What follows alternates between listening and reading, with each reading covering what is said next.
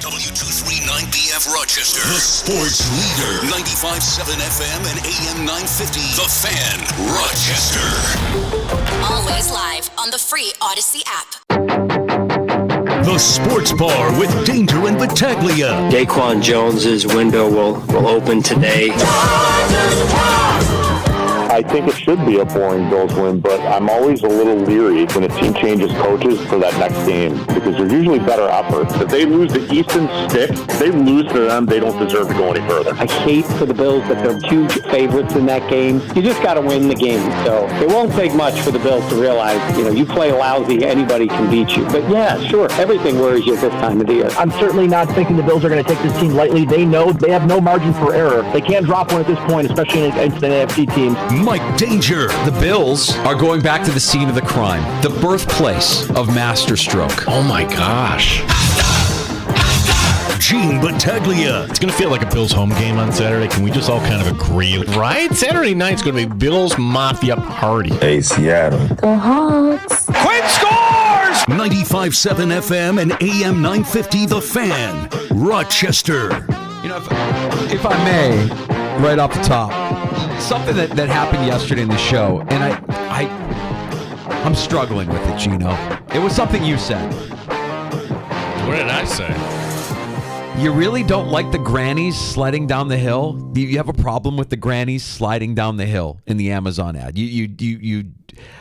Now I've got this vision of you down at the bottom of the hill going to help the grannies up, only to pull your hand away and say, just kidding. No, I wouldn't do that. They get up off their sled, try to walk away. You trip the granny. They would fall over. I look at things through a different lens. That's my 9-to-5 job, marketing and advertising, and that did its job. You and everybody else, heartwarming ad. I'm just thinking about the logistics of that. Yeah, no.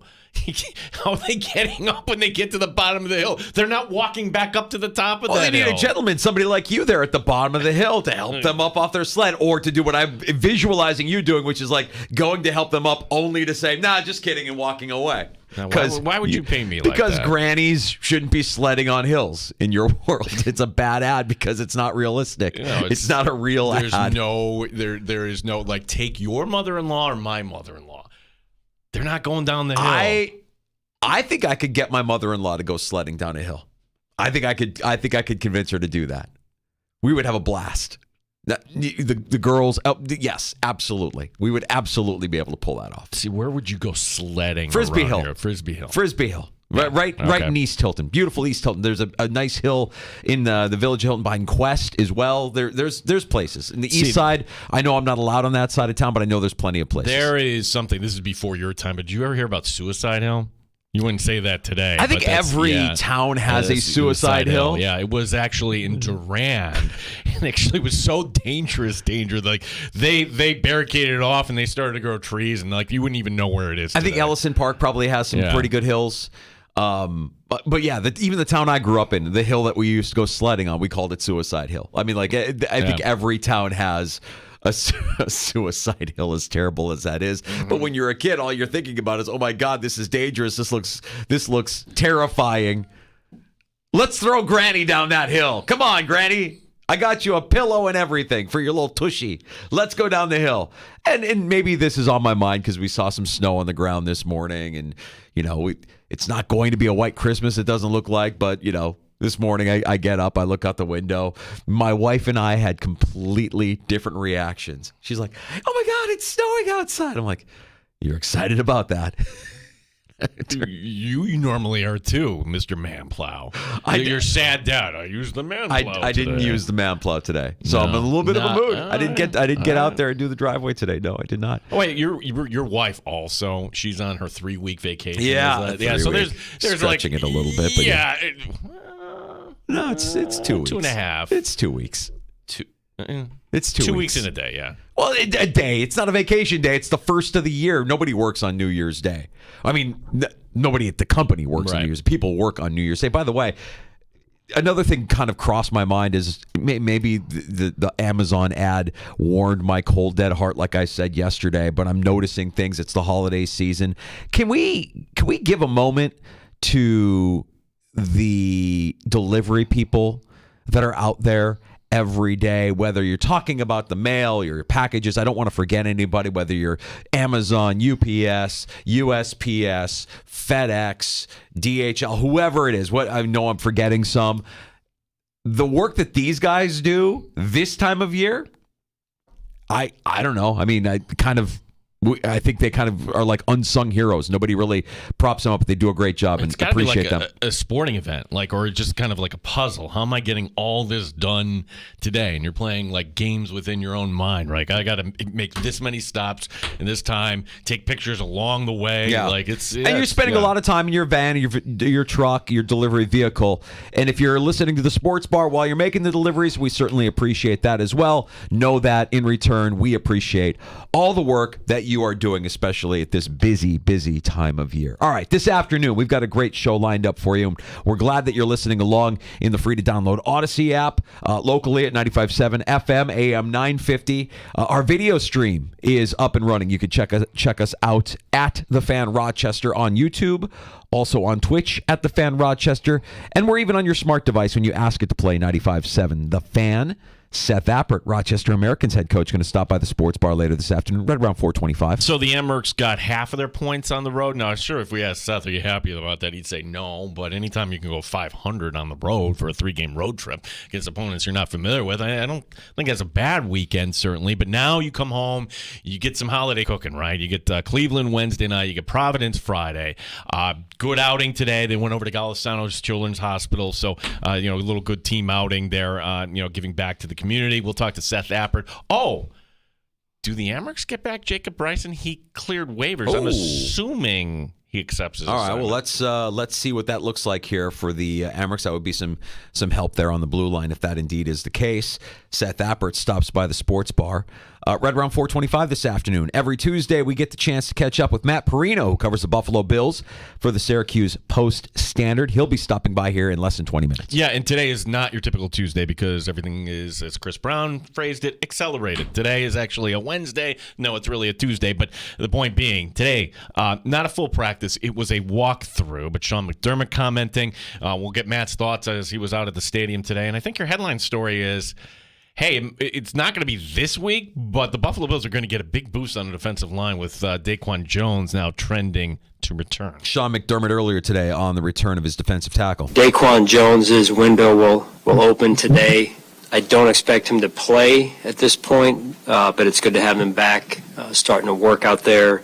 Kyer and Justin Shorter's window remains open, and then Jordan Phillips will not practice, just coming off that wrist surgery. Everyone else will practice in some capacity. We'll just get a better feel for it probably tomorrow, and he'll practice tomorrow and get through the drill work individual and then take it from there. All right, I can't help myself just because we broke the seal with Sean McDermott speaking to the media today, a day earlier than he normally does, in talking about this weekend's opponent, Gino. I've got 30 seconds on Sean McDermott talking about Chargers quarterback Easton Stick.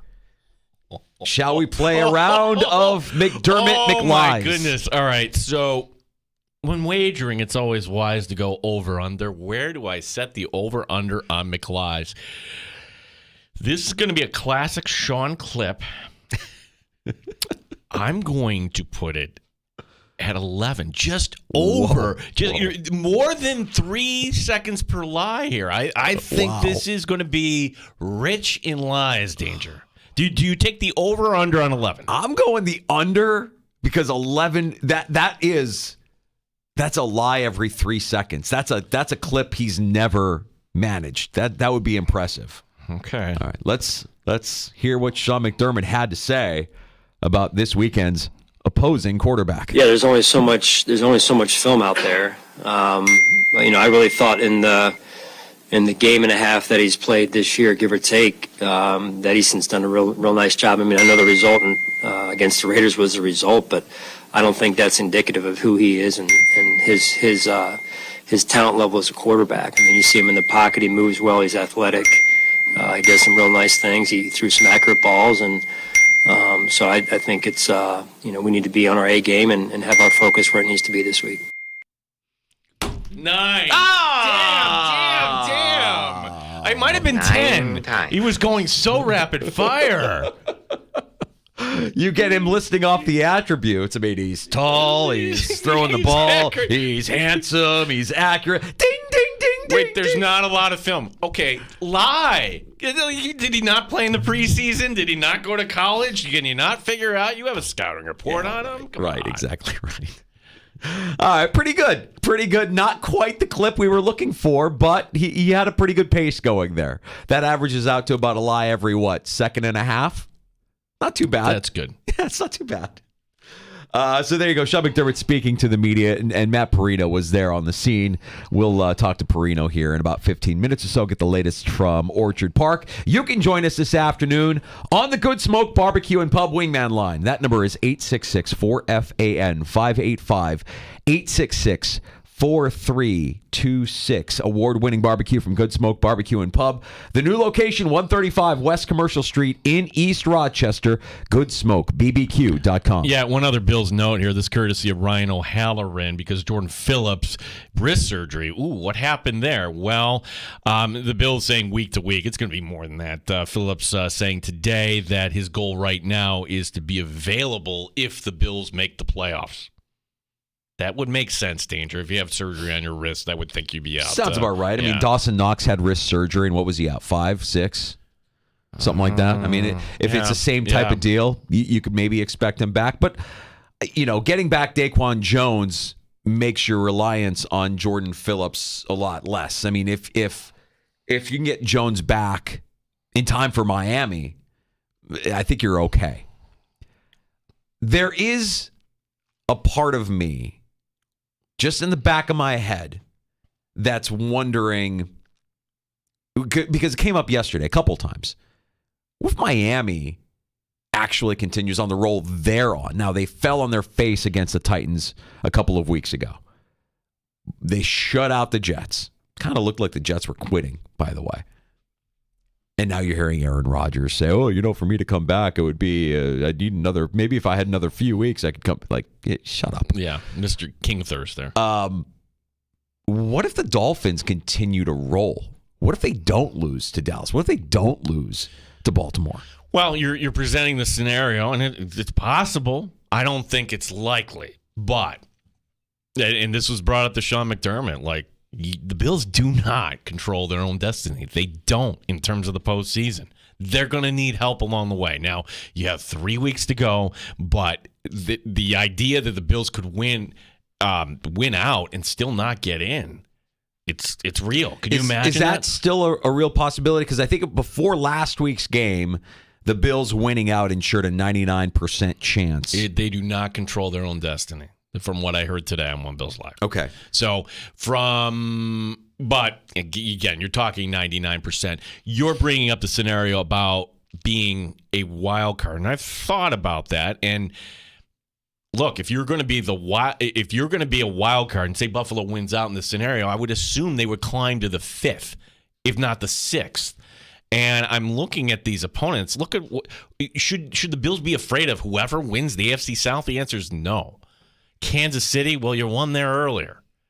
I still think winning the division, you still want to be home, especially with this new look physical offense the Buffalo Bills are trotting out. I would welcome a home game coming up here for the Super Wildcard weekend. And if you were going to be the division winner, does that get you the 4 or the 3? The idea of the Dolphins, though, beating Dallas and beating Baltimore back-to-back, Danger, I'm not buying in. I'm sorry, but it's good that you're bringing up that possibility. It is a possibility. And for the most part this season, I know we always say Miami hasn't beaten anybody good. They haven't beaten anybody good. They beat up on bad teams.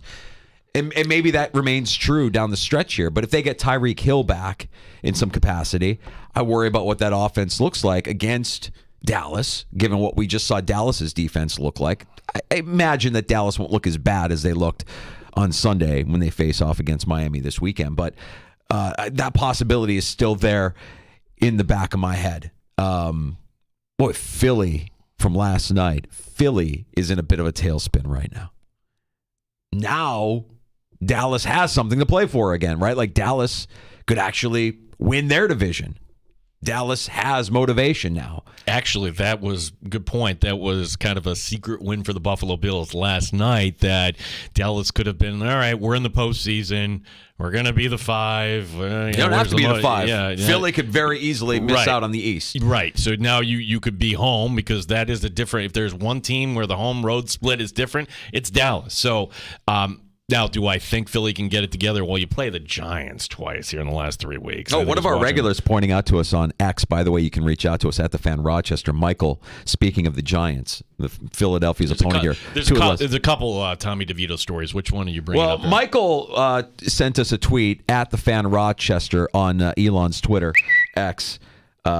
This is from Wes Steinberg, who is, what's Wes Steinberg? He's a Giants insider. Okay. Tommy DeVito recently told the team's social media manager to, quote, quit it with all the Italian S. I just want to play football, before storming out. DeVito was approached to record a top 5 Sopranos moments video, which was the final straw before his outburst. Of course he had an outburst, because he's Italian. It does bring up a point, because I was reading some of the replies to that tweet. It's not to go down a different path, but it's okay to make fun of, Italian Americans and, have some fun with that, but other ones, no, don't you dare, So like at some point, I'm sure okay, enough. I've got a job to do, and that's right. He's being used as a prop. Yeah. For the social media team. Because they see gold. They're being judged on a different set of criteria than he is. He's being judged on wins and losses. So they're being judged on engagement. Right. And that's ludicrous. Like, honestly, I'm Brian Dable, I'm firing that social media manager. Or I'm like, you work for us. You're not here to push buttons. You're not to do anything. If I'm at the very least, Tommy DeVito, that's not the way to handle it. If that story is true, you tell your quarterback coach, that's it. I've got to focus on football, no more. And kind of going along with that, there's another story today that Tommy DeVito was doing local appearances at a restaurant. Just I got to look up the name. It's just an Italian restaurant in Morrisville, New Jersey. You can't get more, New Jersey than this, right? And he was getting, on a Monday night appearance, Danger, $10,000. Show up, sign some autographs, $10,000, which, okay, for at the time, third string quarterback, that sounds about right. You're trying to make money when you can. And if these people have been good to you and now you're time, he, rather than back out, doubled the fee. And then the restaurant said, you know what? No, we're not going to do it anymore. Oh, no. So, you went back on your word? Why'd you go back on your word? Because he's Italian. Use the Sopranos. The envelope's a little light here. Paulie, what are we doing here? Yeah. Well, look, if he's fed up, I don't blame him, because I'm fed up. I've seen enough. And I know you're like me. You scroll and you find things, and things just end up in your feed. It's like, oh, there's Tommy DeVito having fried ravioli with some influencer on TikTok. Oh, there's Tommy DeVito, doing the hand sign. Yeah. Again, okay. You lost to the Saints, and your dwindling playoff chances are gone. But you can't have it both ways, though. 2 weeks ago, you're doing full-on cosplay with your agent, okay, and you're and everybody's buying in, and good for you.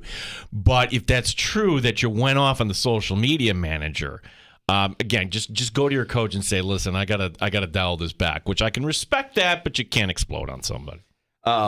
Right.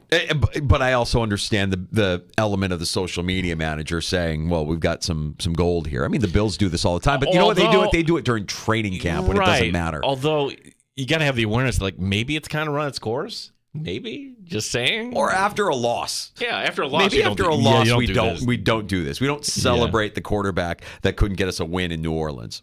I don't know. Maybe. And I'm sure that's probably something that Dable has thought too. Is like a little bit too much. You could tell Dable is kind of sour on the whole Tommy DeVito thing. Yeah, he's playing well. I'm not sure what the story is, because I'm going to present you the story, but there's more to the story, is what I'm saying. Ian Rappaport just putting out from Indianapolis, corner Tony Brown, and Isaiah McKenzie on the reserve suspended list for conduct detrimental to the team, 3-game internal suspension. Ooh. A little dirty not showering after games anymore. He's one of our favorites. Love McKenzie. Oh, gosh. But I also can imagine Isaiah McKenzie, because he comes off as kind of lighthearted and easygoing, that might rub some people the wrong way in the locker room because he doesn't have that kind of intensity that I think a lot of NFL players have. Yeah. You think it bothered Sean McDermott that Isaiah McKenzie had this really close relationship with Ty Dunn, too? Oh, absolutely. Oh, yeah. No I question. can't say that's the number one reason he's not here. No, the number one reason here is he was given an opportunity to be the slot receiver, and he ain't it, so that's why he's not in Buffalo. But when you're kind of doing things on the side there with a known, I don't want to say enemy, but somebody that certainly doesn't get on. I wouldn't have done that. You could call Ty Dunn Sean McDermott's harshest critic. Yeah. No question about it, right? And he's on their hit list. He doesn't have a credential. There's a reason why he doesn't have a credential. And Lil Dirty spent a good part of his time in Buffalo fraternizing with the enemy on a podcast. Yeah, that probably doesn't go over well in Sean McDermott's eyes. Do you think Lil Dirty was in on that meeting when the infamous 9/11 reference was made? Maybe. Yeah. I mean, fair to wonder. 25 sources I think he had for that story. Yeah. McKenzie's one of them. McKenzie's got to be one of them. You would think. Just try and piece together the 25. Chad Hall, Ken Dorsey, anybody who's left the organization. Matt Ariza. Let's go through and rattle off the 25 sources for the 3-part Ty Dunn hit piece. Oh, so-and-so, you've just been cut by the Buffalo Bills. Wait, who's calling me right now? Wait, Ty Dunn? Ty Dunn? He's calling me what? what? Yeah, am I at speed dial? What happened here? Matt Perino, Syracuse Post stand-up. We'll talk some Bills Chargers next and get a report for practice today at Orchard Park with Perino on the way here on The Fan. You're listening to the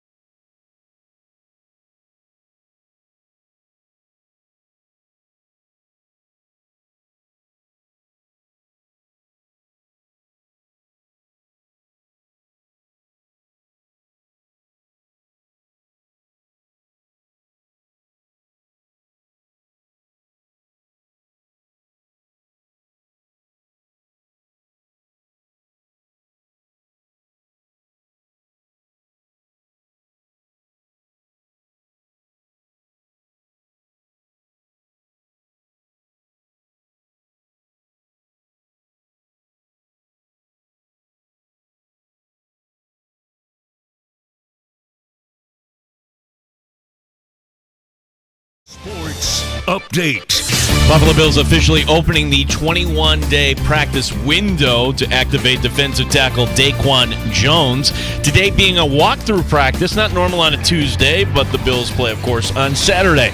Sean McDermott on the opponent, the LA Chargers. There's going to be a lot of unknowns when we head out there, so we've got to make sure, again, that we are playing good team football. We're all disciplined the way we need to be disciplined and focused where we need to be focused, and I think that's a big part of the challenge this week. Matt Perino, Syracuse Post Standard, joining us next year in the Sports Bar. Jack Quinn makes his season debut. The Sabres host Columbus. Our coverage on the Fan will begin at 7 o'clock. The Amherst are home tomorrow against Cleveland. Coming up next hour, a weekly visit with head coach Seth Dapper. Gene Battaglin, the sports leader, 95.7 FM and AM 950, The Fan, Rochester. Top Shelf Sports Talk. You're hanging out in the Sports Bar with Danger and Battaglia on the Sports Leader, 95.7 FM and AM 950, The Fan, Rochester. Well, that's what you try and do. You're not always successful with it. I think our guys have done a good job to this point, managing that.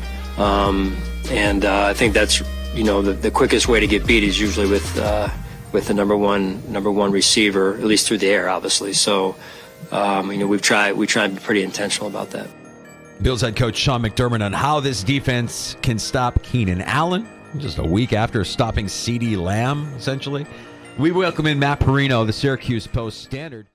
What's the vibe like today, Matt? Walk through and of course, on the heels of the big win on Sunday before they head out to L.A. for a short week here on Saturday. How are you, bud?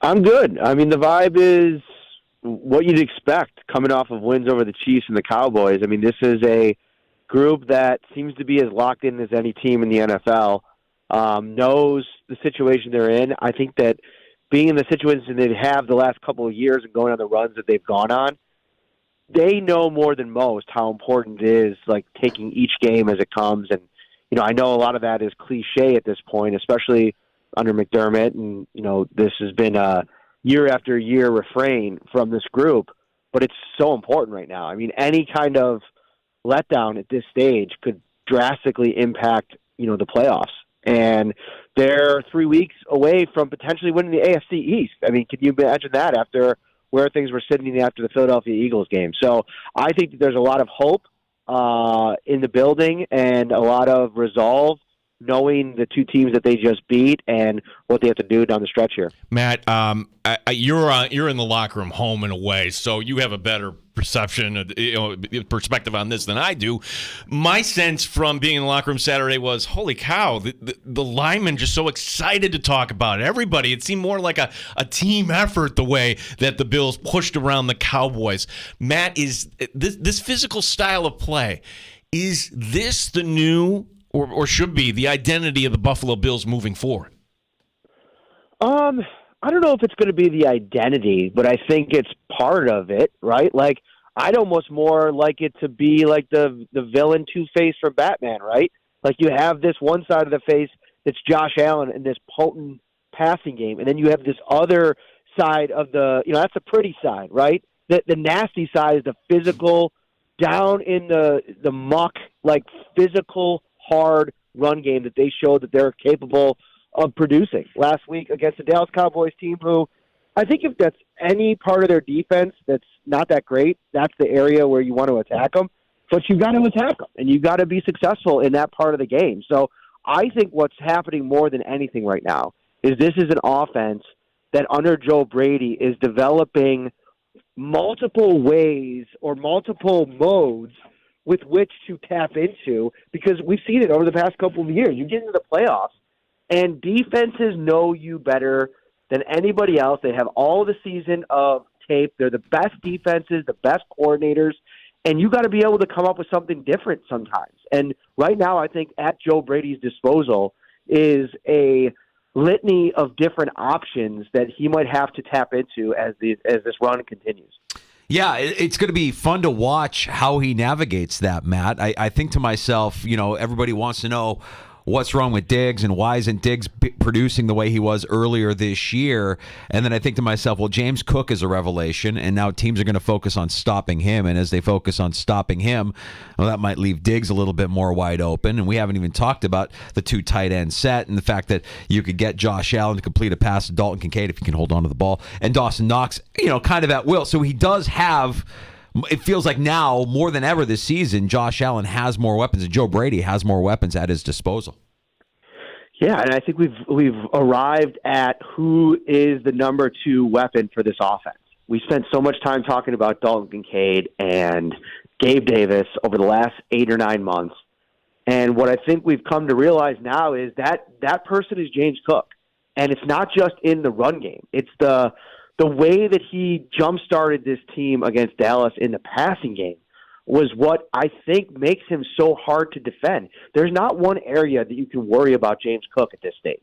And this isn't just 1 or 2 games. Like, this isn't just a small sample size. I mean, there's only 2 players in the league that have more yardage than he does this season. I mean, he is a great player at this stage, and he is the number 2 weapon on this offense. And guys, there might be games like against Dallas, he's got to be the number 1 weapon on this offense. And I think he can be that. And this is coming from a guy that was advocating for a trade for Derrick Henry 8 or 9 weeks ago. And man, isn't that sometimes the best moves that you make are the ones that you don't make? Yeah, look, and nobody's going to follow you, man. Like, we didn't know. I think most of us knew what they had here. If you told me James Cook was going to be number 2, I would have laughed.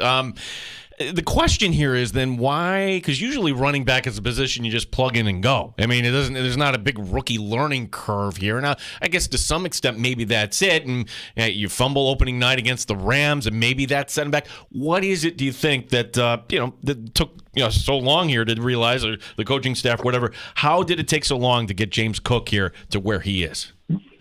I mean, I think it's part of it is the Sean McDermott thing. I think because he has this tendency to make young players earn it, right? Whether or not you like it or not, outside of a situation where, even he earlier this season wasn't really getting the kind of run that I think fans wanted. And it took a Dawson Knox injury for him to really get the kind of snaps and, being featured in the offense the way the fans, I think, wanted. Cook has had some moments where he's had to kind of prove it. And they've never had, from a schematic standpoint, ever been willing to rely on one back. And even now, they're not really doing that. I mean, we saw a ton of Ty Johnson, which, by the way, kudos to Joe Brady on that, too, kind of upping the snap percentage for Ty Johnson and diminishing Latavius Murray's a bit, too. Listen, I think what Latavius Murray brings is important, and I think having him is great. But I think Ty Johnson is just a guy that has much more juice. He fits that third down back role, I think, at this stage of his career a little bit better than Murray. And I think also Joe Brady is leaning into this. And almost the panic button that was pushed when they got rid of Dorsey and they promoted Joe Brady, it's like, all right, let's put all of our assets on the table and figure out which ones we need to start prioritizing. Or if we are already prioritizing them, continue to. And if we're not, start to. And I think with James Cook, they've started to prioritize him in the offense. And I think getting him involved in the passing game almost gets the momentum for him going even more in the game. And that might have positive returns in the run game too. It's funny, we spend so much time talking about Josh Allen and the passing game through the majority of this season. You have a game like you have in the run game against Dallas, and now I'm just so fascinated and curious about what they have in that backfield and how they deploy it. I'm glad you brought up Ty Johnson because he looks good enough to keep a guy like Leonard Fournette on the practice squad, and you still have Damian Harris, who I don't know if there's anything new on Damian Harris or his return potentially from IR. I suppose that practice window would be announced if he was actually practicing, but he hasn't done so yet. Specifically with Leonard Fournette and seeing Ty Johnson limited today with the shoulder injury. We going to see him at all this year? I don't know. I think he is, to me at this stage, with what Ty Johnson has become and the way that Joe Brady even talked about him during his Monday press conference, I think Fournette is Murray insurance. I think that you'll see him if Murray gets hurt, or if there comes a point in the season where they think, okay, he is a little bit older, we're not getting the same kind of juice out of him that we did at the beginning of the season. Let's bring up Leonard Fournette, playoff Lenny, if you will, or even James Cook, who listen, he's had a tremendous run here of health, but he is a smaller running back, and it gets really physical at this stage of the season. I mean, they're an injury away from probably having to lean on Fournette. So I think, he's still getting used to the system. They're still getting used to the offense. He's there in case needed, but I think it's not broke. Don't fix it. Like, keep going with the 3 that you got right now. Matt, going back to last Thursday night, and I don't think it's been a while since we've seen a team quit on their coach. Not surprised that Brandon Staley got fired, but I don't think that's good for the Buffalo Bills, because when you ever get an interim coach, more often than not, it forces everyone to kind of sit up straight. And the Chargers, let's put it this way, they have to play better than they did last week. How much of a cause for concern, the unknown, about the Chargers this week? None. Zero. There is no concern. This isn't the Chargers and the Raiders. This is a Buffalo Bills team that just literally thumped the Dallas Cowboys, who are the hottest team in the NFL, playing for their playoff lives. Like, there are no off weeks now. You don't have the ability to have that. And I also don't think this is a team that historically is affected by those kinds of games. Like, if anything, Sean McDermott's history is that of absolutely shutting down and dominating quarterbacks within their first 8 starts of their career. And, obviously everything going on there with, Keenan Allen not really playing and just the up and down nature of their season, and without Justin Herbert, I just think this is a Bills team that's got to be intimidating in a lot of ways. And I think, again, to what we talked about earlier, the fact that they have multiple ways to attack offensively and the way their defense is playing right now, I don't see a scenario where that kind of game plays out. But again, it's been a funny season, so I guess it would be par for the course going back to how the first 9 or 10 weeks went. It is a funny season, and you get past the Chargers, and then New Year's Eve you've got New England, and we can talk about this because I don't know that we'll get the chance to talk about it next week as we're all off. But the idea that New England, already beat the Bills once this year, might be a different scenario in Orchard Park. Can we look at the team that is most likely standing in the way of the Bills making the postseason, and that Miami matchup coming up Week 18, Matt? Because I look at the way Miami beat the Jets, and some might say that the Jets are quitting on Robert Saleh right now. But there's a possibility for me where I could see Miami being competitive against Dallas, against Baltimore. These are this is a team that everybody knows hasn't beaten a team with a winning record. Can they do it against Dallas? Can they do it against Baltimore? How do you see those two matchups working out for the Dolphins? I think they're going to play them tough. I mean, I don't think that there's anybody that's being honest with themselves in the Bills Mafia that thinks that the Miami Dolphins aren't one of the best teams in the AFC. They are. They're without some key pieces. I think that in a matchup against the Cowboys and the Ravens and then the Bills, not having their Pro Bowl caliber center in front of Tua, you start to wonder if those hits are going to start to add up here over the next couple of weeks. I mean, look at the defensive lines that they're going to face. And, oh, by the way, you might have a returning Daquan Jones, who was absolutely brilliant against them in Week 4, returning in Week 18 after the Bills opened his practice window this week. And I actually got a chance to spend some time with Daquan today in the locker room and asked him about, what this process has been like. And he's like, over the last couple of weeks, I've seen him in the locker room, on the road, at home. He's been traveling with the team. And he said, the hope of coming back has just absolutely driven this comeback trail, if you will, because he got hurt so early in the season. Instead of a Week 10 or Week 11 injury, there was always this hope. But as it's gotten closer and he's gotten more around the team, it's just gotten pumped up even more. So he's chomping at the bit. He's going to take it day to day. Obviously, that's the approach that Sean McDermott always talks about. But that could be absolutely huge. But I think Miami, if you wanted to sell me on them being able to beat the Cowboys and the Ravens in back-to-back weeks before this Bills matchup, I'd listen to it. I don't think it's likely, though. I do think going on the road against Baltimore team that's going to be probably playing for the 1 seed, especially if Miami takes out Dallas, that is going to be a hard place to play and a hard game to win. I'll be surprised if they win both of them. So stay on Jones here. That pectoral injury happened in the London game. And for all this talk about Aaron Rodgers coming back, stop. Like the idea that Daquan Jones could be back on the field, I guess. And again, Matt, I'm going to ask you a question where it's beyond our range here, but like the strength of getting back to where he was before. I mean, should we temper our expectations that Daquan Jones, when he is back out there, because that is an injury that I would think takes a lot of strength out of you. Should we temper our expectations about Daquan Jones when he does return to the field? Probably a little bit, especially from the jump, but I don't think that they're going to deploy him if it's not a situation where they think he can be close to the version of the player that he was.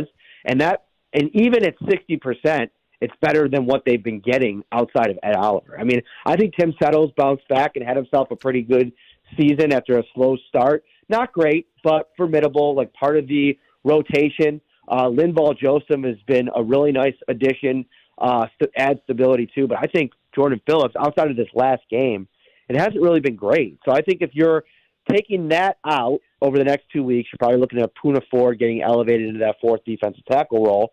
See what he has to offer at this point. I mean, you talk about a guy that's probably super charged up. I mean, he's probably ready to just kill someone at this point. That's a bad kind of thing he's just chomping at the bit to try to just get out there. He's looked so frustrated and defeated with the way that this season has kind of gone along. I see him in the locker room sometimes, and I'm just like, man, I mean, it's definitely not what I think he signed up for. But now is an opportunity. Now is a chance for him to get into the game, show some, violence, and make an impression. Can he do that in enough time to maybe add a role for him down the stretch? We will see, but there's an opportunity at the very least right now. Well, because the injuries are kind of married together from the London game, was there any update on Matt Milano today, Matt? There was, and Sean McDermott kind of downplayed it. There doesn't seem to be a chance for him to return this season. He's been around the locker room, and he's been kind of like bouncing around. I saw him in the post-game locker room on Sunday, walking out before the media went in.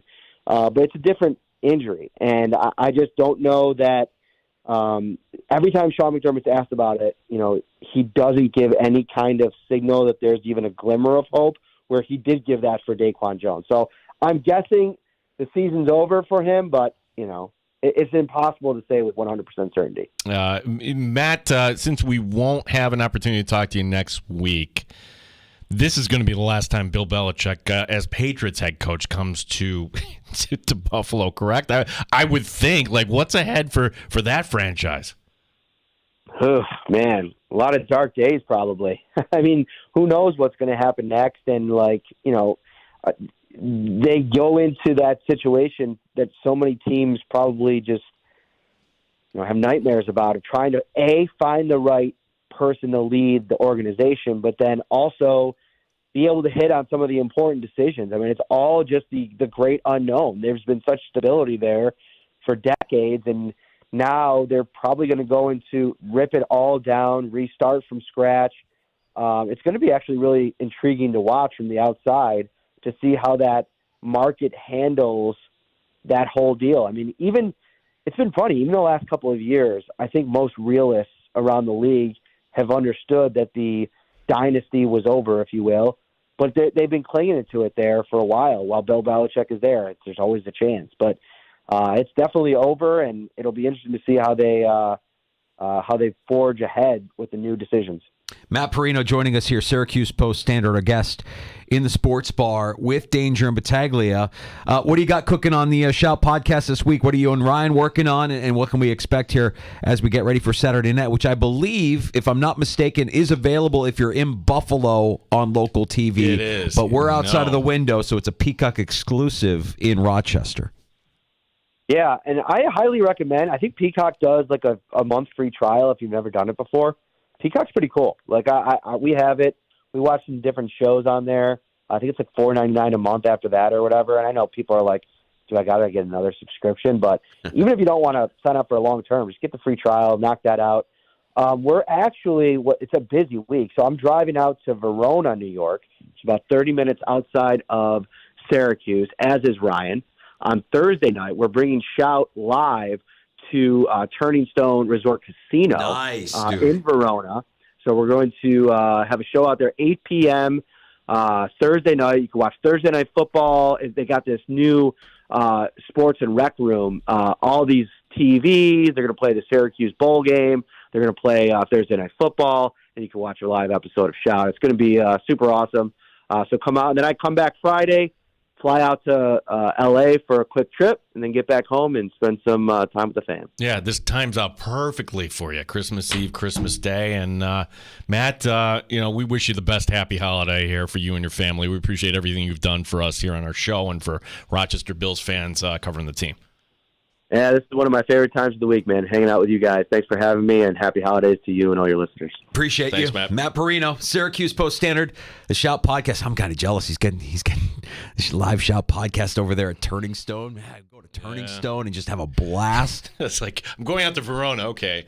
What is in Verona other than the casino? That is the casino. That is it, That right? is it. Yeah. No, he'll have a good time out there. I love that. Matt Perino stopping by the sports bar and giving us the latest. Yeah, the outlook is grim.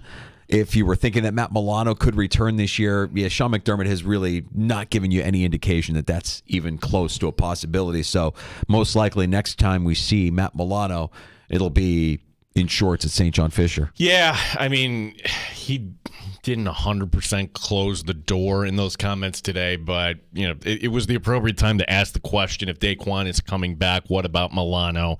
And it didn't sound like there was any hope for Milano. No. But Daquan being back and potentially being back in time for Week 18 is intriguing, and he was off to a really, really nice start to the season here before that injury in London against the Jags. I want to point out too, and we had the chance to talk to Daquan at camp, and how last year ended for him. Like he shouldn't have guilt. You were hurt. But he wasn't able to go in that Cincinnati game. And what happened in that Cincinnati game? It was the Bengals with backup offensive linemen running Joe Mixon for 100 yards in a snowy day.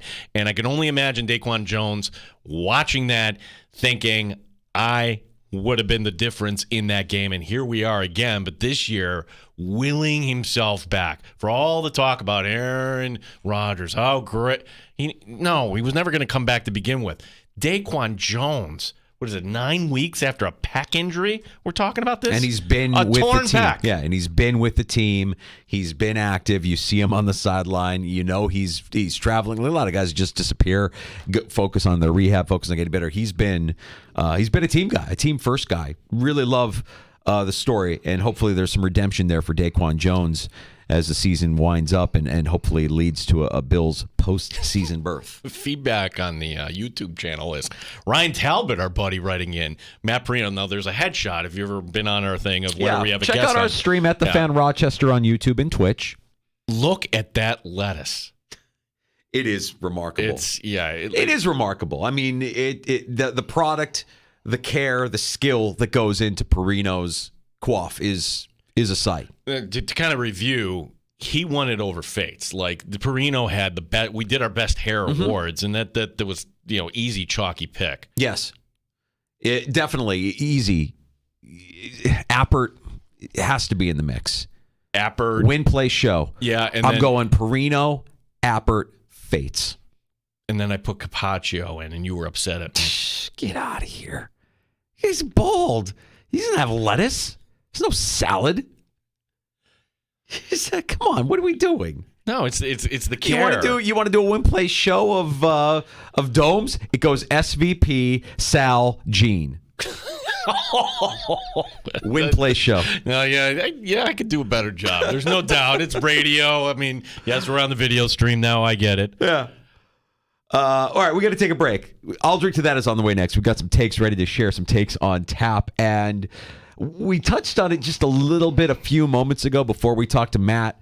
The margin for error is so razor thin in the NFL. I can't help but look at the next few weeks and then the next few months and try to be a bit of a futurist and look at what might happen, what could happen, and just where this all leads to for the Buffalo Bills. The future. Yes, beyond a potential postseason berth. If Cowboys fans are like, now, the cycle of an NFL fan, hey, you know what? We're going to be okay. And Jerry Jones said something very loserish today on our Odyssey sister station down in Dallas. Yeah, like that. And speaking of loserish, hey, Lisa Wilson's back in the news. Who's Lisa Wilson? That's Zach's mom, quarterback of the New York Jets. No, never good when we're talking about a player's mom in the sports. Nope. Nothing good can come from this. No. I mean, the take is stay off social media, but you'll never guess why here. Yeah. Also, I think there's something from yesterday, Danger, that we did bring in Masterstroke, and I thought our fireside chat was great. He was making great points. It was a fun Bills discussion. We're catching up with an old friend. Was he making great points? Well, then at the end, this is when you got to know when to wrap up an interview, and then we let him go just like 30 seconds too long, and he ruined the whole thing. I do have one more point about the AFC. I really believe that the best teams in the AFC are probably Miami and Buffalo. I still do not believe in Baltimore. Jesus. I think they can be beat by a really good team. There it is. And I think the Chiefs are not that good either. Baltimore's going to beat San Francisco. Baltimore's going to beat the 1 seed. They're going to win out. We could have cut him off. Baltimore to the Super Bowl. All right. Masterstroke, Merry Christmas, man. Thanks for joining us for the fireside chat, as always. Masterstroke. Ravens are going to the Super Bowl now. Watch it. Watch what happens. Yeah. Did you mix in Eddie and Hoboken? Yeah. That's some fine work by the Dandalorian there. Bounty hunter of the finest. He mixed in Eddie and Hoboken. He really did. He really did. Yeah, I can't wait to see what happens.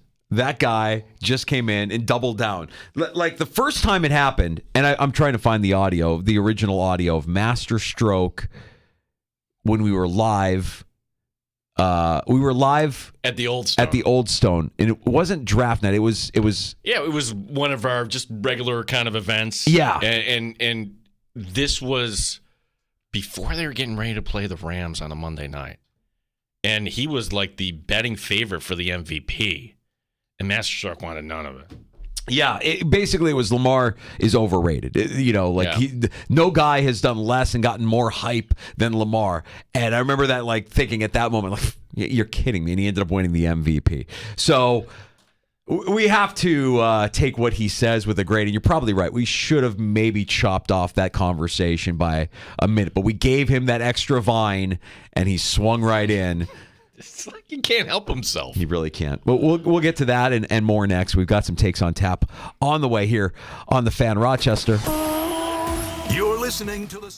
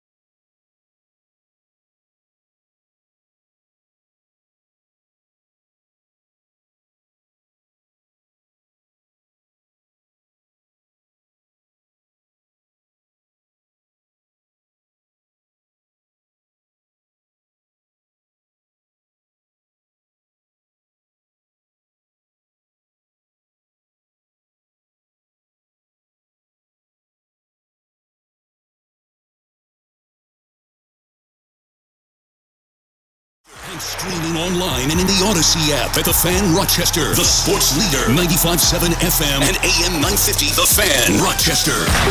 Always live on the free Odyssey app. The Fan Rochester.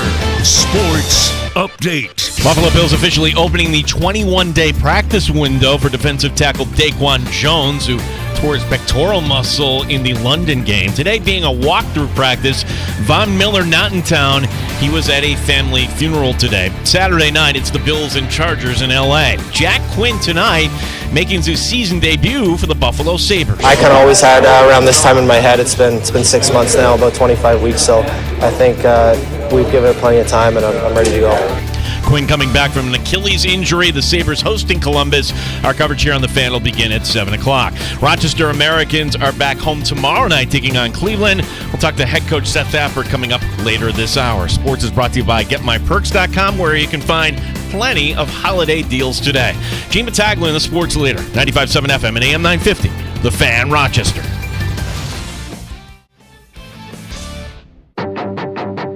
The Sports Bar with Danger and Battaglia. Daquan Jones's window will open today.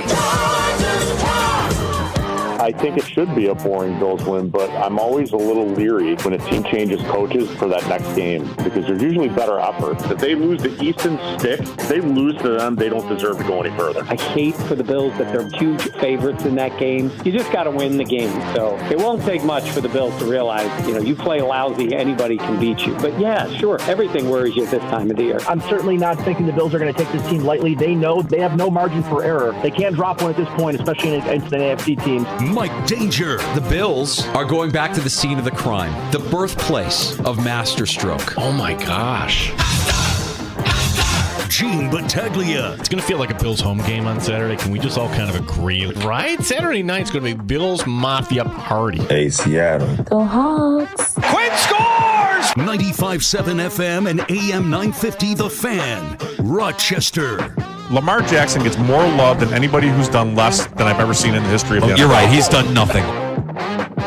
That was 2019. Oh, we got to find the longer cut of that. That was masterstroke. That was peak masterstroke. We invited him in yesterday into the sports bar. And it was fireside chat, holiday time. What a fun ride this is for the Buffalo Bills. Just a fun Bills conversation. And thinking, boy, we didn't wrap it up. Why did we not get off the mark? Why did I not hang up on him? Blame ourselves. Yeah. I do have one more point about the AFC. I really believe that the best teams in the AFC are probably Miami and Buffalo. I still do not believe in Baltimore. Jesus. I think they can be beat by a really good team. There it is. And I think the Chiefs are not that good either. Baltimore's going to beat San Francisco. Baltimore's going to beat the 1 seed. They're going to win out. We could have cut him off. Baltimore to the Super Bowl. All right. Masterstroke, Merry Christmas, man. Merry Thanks Christmas. for joining us for the fireside chat, as always. Masterstroke. Ravens are going to the Super Bowl now. Watch it. Watch what happens. Yeah. The two best teams in the AFC are the Bills and the Dolphins. Hey, look, I think some people might agree with that. I'm not one of those people. Like, Baltimore looks right now like the best team in the AFC. Like, how can you discount Baltimore? How? Oh, maybe, all right, injuries. Well, every team has injuries. Like, Miami's dealing without Tyreek Hill. You don't have Mark Andrews. Okay, in Baltimore. Baltimore is still the team to beat. As of right now, yeah. Yeah. And the Bills might look right now like the best team in the AFC, and the Dolphins, after shutting out the Jets, might look like one of the best teams in the AFC. Record says otherwise, and Baltimore keeps winning games. Maybe that changes down the stretch here. They got a date with Pittsburgh Week 18, and that feels like could go either way anytime those two teams play. Yeah, so the other injury for Baltimore this week, Keaton Mitchell, fine young running back, kind of their change of pace guy, speedy, ACL. Today, familiar name, isn't this so Ravens? They promoted from the practice squad Melvin Gordon III. Oh, yeah. Sure. Still around. Yeah, still kicking out there. Fine. That's Masterstroke. Masterstroke came by yesterday in the fireside chat. We appreciate that. And we appreciate you coming by and stopping by the sports bar here at 95.7 FM and AM 950. You can hear us in the free to download Odyssey app where we sound our best. We've got our video stream up. We're live streaming now at the Fan Rochester on YouTube. at the Fan Rochester on Twitch. And we're even on your smart device when you ask it to play 95.7 The Fan. Let's get into some takes, Gino. Yeah, it's been a while since we heard from Lisa Wilson. Who is Lisa Wilson? She's the mom of Zach Wilson. The Nothing good ever happens when we talk about a player's mom. This can't be good. Okay, so I'm just going to read verbatim what she posted on Instagram. And then, you can develop your take here in real time. Here we go. Yesterday was a little bit rough. Zach took some really, really big hits, and he fought through it. And he really tried just to stay out on the field. He didn't want to go off. He didn't want to stop playing. So he didn't tell the sideline, the coaches, the trainers, how he was really feeling and tried to just fight through it and keep going so he could be out there for his guys. Finally, after one more blow to the head, he really started having problems with blurred vision and his depth perception. And he really started worrying he was actually going to get hurt for his team if he stayed out there because his vision was not right. And you can't play like that. Jeez. Okay. Here's a memo. There are a lot of guys past and present who do this, that they play out there with a concussion. I'm not saying it's right. Certainly it's wrong, but mommy can't be coming to the rescue here. You can't do that. You can't write that.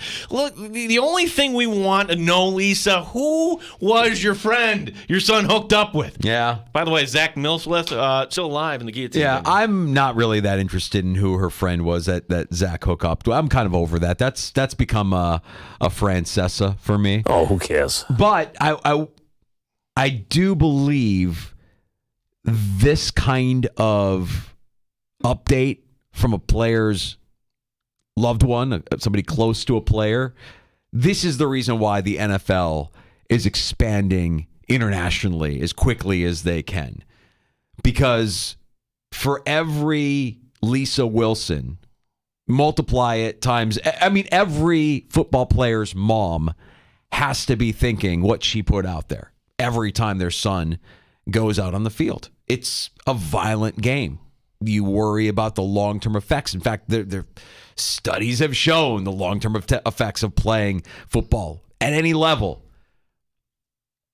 We have this knowledge, and there are concerned parents out there, concerned mothers out there that don't want their kids playing football, that won't allow their kids to play football. And now the future of your sport is in jeopardy because who's going to actually do it? Now, you can believe that there's always going to be in NFL, there's always going to be players, but I'm not speaking out of school. When you talk about at the youth level, dwindling numbers of kids playing football, and part of it is because of this comment, this post from Zach Wilson's mom. Well, and there's the other angle here. There's many angles. One, what does this do for the team inside that locker room here? That's the thing that's funny about her post. He wanted to be out there for his guys. They're not his guys. This team, he's not the leader of this team. They're not his guys. I mean, they're his teammates, but they're not his guys. Like, Zach Wilson isn't the guy that's inspiring confidence when you go out there as an offensive unit. You're not out there thinking, well, we got everything we need. We've got Zach Wilson, not his guys. The only thing missing from this story is Zach Wilson going over the sideline saying he's seeing ghosts. Yeah, I mean, should he have gone over to his head coach and say, hey, I've got blurred vision? Well, how do you think that goes over with Robert Saleh? It doesn't. It doesn't go over. He's a football guy. Right. So is the NFL going to review the tape here? They reviewed it last week. Was it for TJ Watt, apparently? So the NFL is doing all they need to do, which is provide the optics of a league that really cares about player safety. But we all know the truth. We watch the games. We know that it's a mirage. It's not this thing about player safety that the NFL is putting out there is a preventative measure, not to prevent other players from getting hurt. Prevent lawsuits. Correct. Measure, yeah. Correct. Yeah. Look at all that we've done for player safety. Look at all of the messaging that we've devoted to player safety. And kind of going along with that, congratulations to the Jets now. We're going to get a call from the league like, okay, tell us more about this post here. This is why, you think you're doing the right thing for your child by posting something like that. Next time, just don't. Yeah, walk away. Log off. Yeah. It's not that serious. All right, so I did one of those Strength Finders Gallup quizzes for work years ago. You know what I'm talking about? discover your strengths, whatever. So you could see who you're. What were you? I'll tell you what I was. I'd have to look up all of mine. Okay. Because I don't have them memorized. They're in my LinkedIn profile. I can pull up my LinkedIn profile and I'll read it to you. But one of them I remember being futurist. And I do spend a lot of time trying to skate to where the puck is headed. So I'm looking at the next few weeks, and I'm allowing myself to wonder what happens if Week 18 comes, the Bills face Miami, and the Bills fall on their face against Miami, and the Bills miss the playoffs. Now, if you want to know this team's championship window, it's easy to say, well, as long as we have 17, we'll be in it. And I'm going to push back on that because what we've seen with Josh Allen as a franchise quarterback who is more important to his team than any other team in the NFL. Do you think that the Bills would be getting the results that the Bengals have been enjoying the last few weeks with Kyle Allen behind center?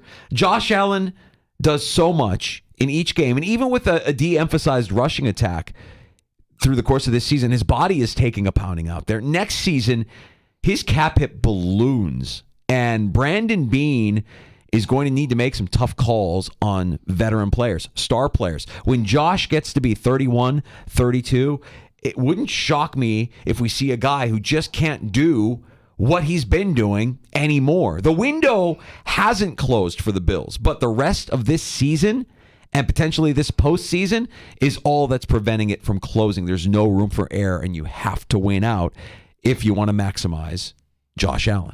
Thursday, like some shows do, here's our year in review. We do it differently here in the sports bar, and you and I kind of came across this accent. Like, wait, we have all these great sound bites, our takes of the year.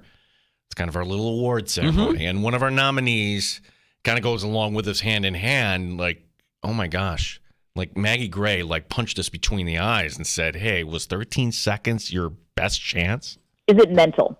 Man, I hope not, because if it is, that means that solidifies probably something that maybe Bills fans and maybe the organization doesn't want to face, which is the 13 seconds game might have been the best shot. And I'm not willing to say yet that they're not going to have another great shot at this and that they're not going to have learned from those mistakes in that game and can be better for it. I'm not giving up. This hasn't beaten me down yet. Hell, we're Bills fans. We've been through worse. And I think if a few things can break right and they can start peaking at the right time at the end of the season, why not the Bills, really? I mean, we have one of the best quarterbacks in the league. We still have a great defense despite some of the injuries. I'm saying we now, like I'm suiting up for the team. But I'm still with this team. Me too. And you know, it still might be true that 13 seconds was the best opportunity. You have an opportunity. That window is open. If you make it into the postseason, you're going to hear a lot of people saying, they've already been saying, oh, this is a dangerous team. If they get into the postseason, nobody's going to want to play them. Yeah. All true. All good. If you don't win out, if you don't win the Super Bowl this season, Josh Allen's cap hit goes from 18.6 this season to 47.056 next season. Oh, yeah. This is it. Like, this team is not going to look the same next year. A lot of names are going to hit the bricks or have to restructure, and it's going to be increasingly more difficult to put talent around Josh Allen. That, along with the beating and the punishment that he's put on his body with the way he plays, is going to make those early years in his 30s, he's going to be looking a lot like what Cam was looking like, a lot like what Ben Roethlisberger certainly lost a step, right? Like you got a lot of things here. Let me start with maybe this past week is the new template. Like, let's win games like this, particularly, you know, when it's rainy and it's December and whatever, and that this is what Sean McDermott actually wanted all along. That's why when Mike Carolina called it Sean McDermott's dream game, that was the reason why. Number two, about the cap, and I hear what you're saying, Danger. There's a way that you can balance the roster, and I look at a team that won the Super Bowl last year. The Chiefs aced their draft. So it's incumbent on Brandon Beane. He's been good at the draft, and we're going to reserve judgment on Kyrie Elam, okay, just for now. But you're going to have to not just get guys who will contribute, but contribute right away. Can the Bills replenish with cheap talent. That's the way you have to sustain it. Yeah, sounds about right. And I'm like Maggie. I'm not willing to say that this is it, that this season can't produce something wonderful or memorable. They could fall on their face, though, Week 18 against Miami. We're all assuming that Miami is a given, that Week 18 will be for the division, and there's no way the Bills can lose. No, they can absolutely lose Week 18 in Miami, and that would be a shame. Tom in Rochester calling in. Our number 866-4FAN, 866-4326. Hey, Tom. Hey, guys. Love the show, as always. And, I've called up before. You're spot on. The draft becomes already important, hyper important.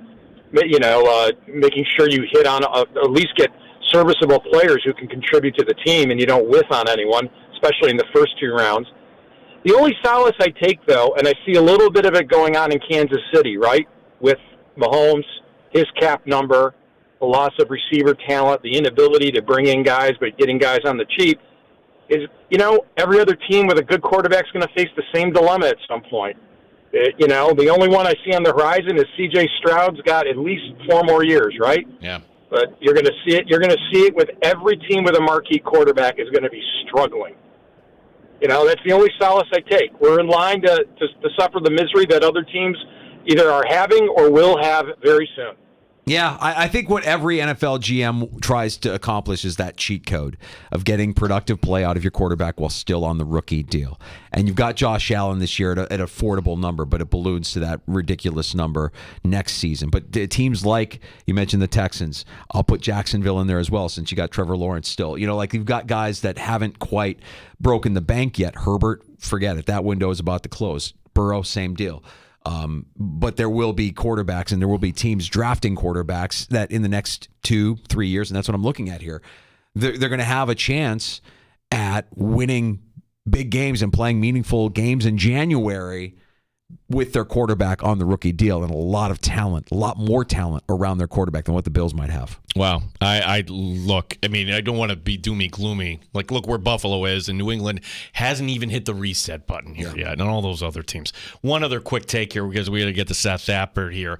I think we have to have a Jerry Jones conversation. The Cowboys owner had another lame take, my opinion, where even his own fans were roasting for him on it today. On 105.3 The Fan in Dallas, Jones says the weather was a factor in the Buffalo loss. Quote, light rain at the start of the game, and it came down in the second half. Yeah.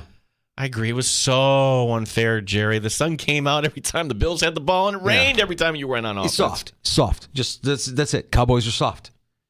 You can't play up north. Can't play in the Northeast. Can't play anywhere except for AT&T in a controlled environment. You're soft. Done. Your luxury penthouse.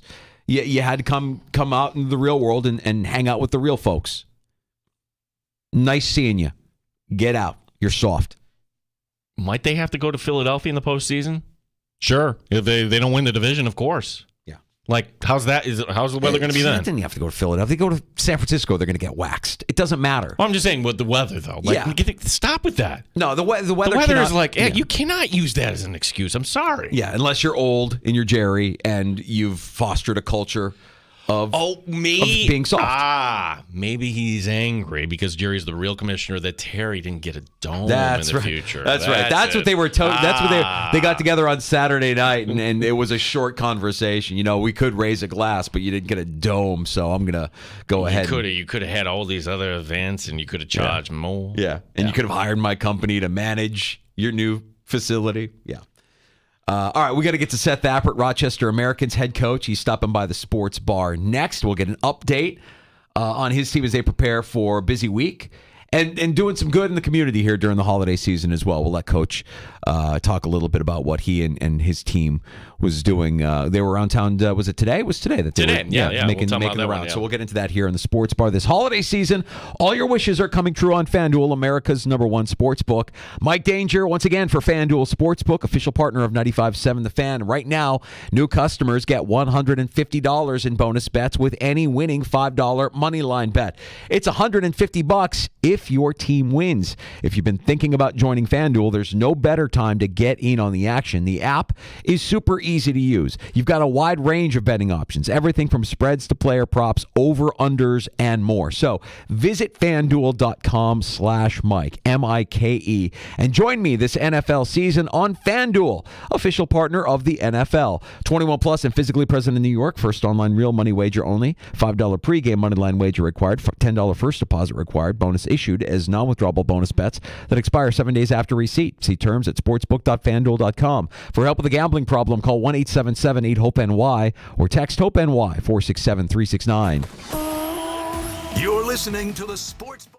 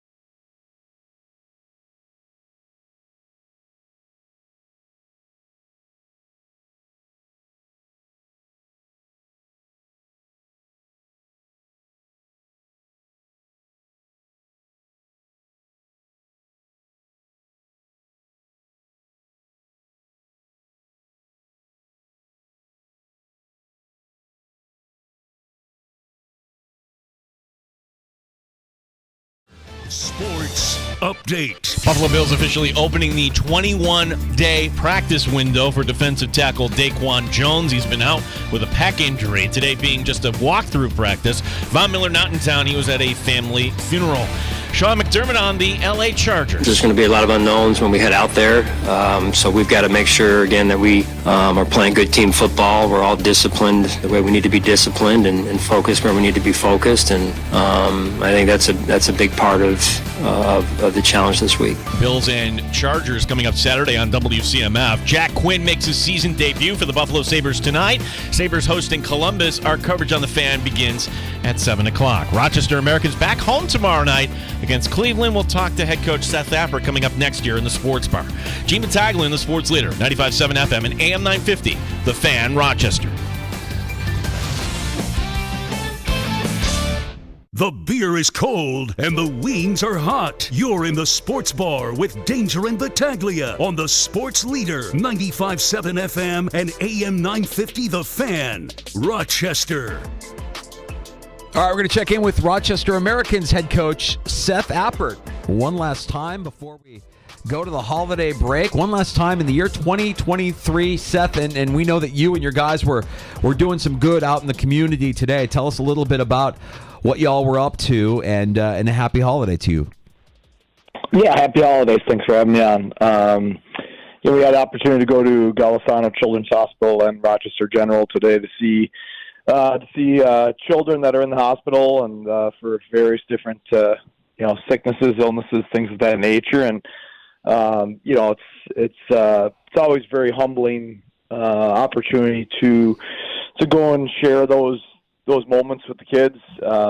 It's heartbreaking seeing kids in the hospital. You never want to see anybody in the hospital, but certainly not kids. And so for our team and the Nighthawks, the Nighthawks went as well, to be able to make a few of them laugh and bring a few smiles to people's faces, was just outstanding. Now, Seth, you won today. Great job by you and the Amherst as well as the Nighthawks for going over there. And, we appreciate, realizing what really, is important, making those kids happy here.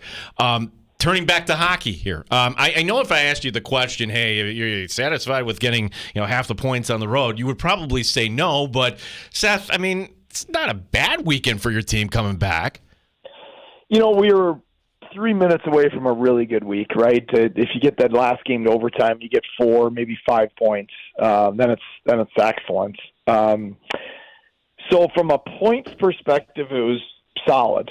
From a play perspective, it was really good. It was an important step for us, and now we have to build on it. Obviously we didn't play good against Charlotte. We addressed that as a coaching staff with the group. It's just that we need to start being more consistently difficult to play against, not just skilled, not just offensively executes, but being consistently difficult to play against. And there's a lot of ways to do that. We have to do that a little differently. We're not that big, and we're young, and we have a lot of European forwards, and so it's going to be different, but we still have to be hard to play against. And I thought we took a real good step. We were a much better defensive team. We played much harder. Played 3 really good teams on the road. And the reality is the only thing we didn't do well is finish offensively. And some of that's due to the goaltending we played against. We played 3 NHL caliber goaltenders in Subban, Domingue, and Hellberg, guys that have spent a lot of time in the National Hockey League. But we did a lot of good things last week. We need to build on it this week. Seth, I know you won't use the schedule as an excuse. You're only going to deal with things that you can control. But we go back to the beginning of the month, and the routine was knocked off a bit with that Charlotte game kind of being, almost like an island game, and you get back into that routine, and you mentioned that the play was better as you get back into it last weekend. How important is getting the guys back into a solid routine like that? Yeah, routines are important in pro sports. Athletes are creatures of habit. And they have their routines and the things that they like to do every day on game days, practice days, things of that nature. But that's no excuse for not playing the way we need to play against Charlotte. And that game was, we didn't offensively execute in that game, but there's been too many games that defensively we've been sloppy at times. And there's some expectation of that with a real young group and a young D-core with some D that are out. But at the same point in time, we were going through these same things at similar times last year. We became a very difficult team to play against.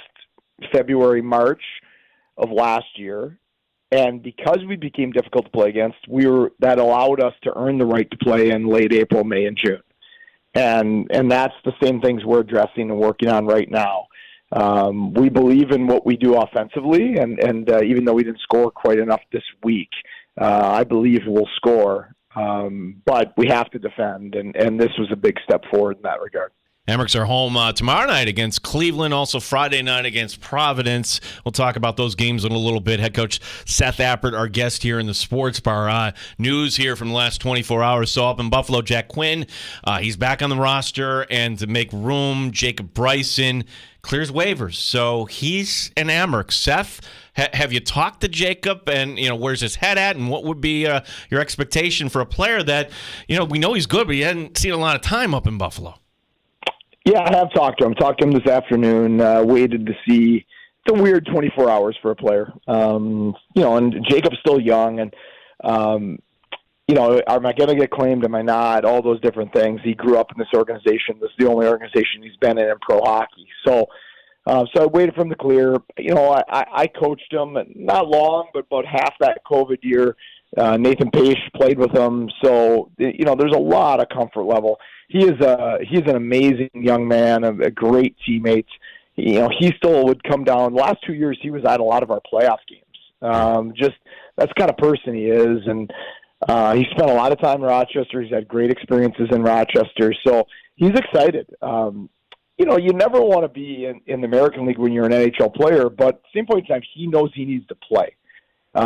Sitting there and not playing, only playing 3 games this year, it's not good for his career. He's still a young player, especially as a defenseman. He's still developing, and so it's very important for him to play, and he's excited. He'll be in the lineup tomorrow night, and it's an opportunity for him he'll be a better player whenever that next chance in the NHL comes. He'll be better served for it from being here and getting to practice and play instead of sitting as much as he was sitting up top. So talk a little bit about what his game brings to the team and how it's going to help the blue line here moving forward with Bryson in the lineup. Well, he's an elite American League defenseman. A great skater, mobile, very good defender. Even though he's undersized, very, very good defender.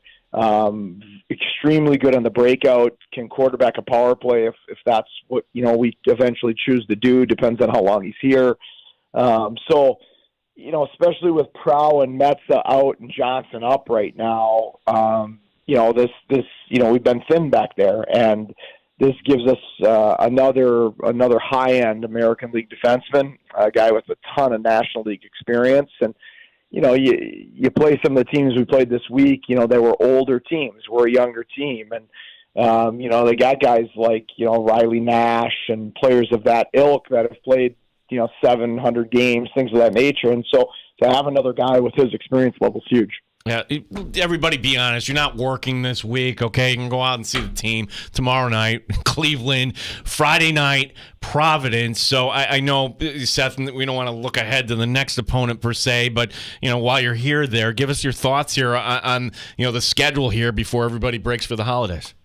That's an exciting week, and, it's something I challenged the guys last week, that good teams don't sputter in the break. They try to accelerate in the break, and they don't look ahead. They keep attacking. And I thought we did a good job of that last week. We gave ourselves a great chance to win in every game this week. Real good test. Cleveland's got a great roster, a heck of a team. They're in first place for a reason, so we got a great challenge tomorrow. Providence, really good, and not only good this year, but traditionally really good franchise, care a lot about their American League team. And I also like the way both those teams play. It's going to be 2 really good games for the home fans this week. It's both, teams that play good hockey, good, honest hockey. It's competitive, but it's skill-based. They're just really, really well-coached, good hockey teams with a lot of talent on the ice.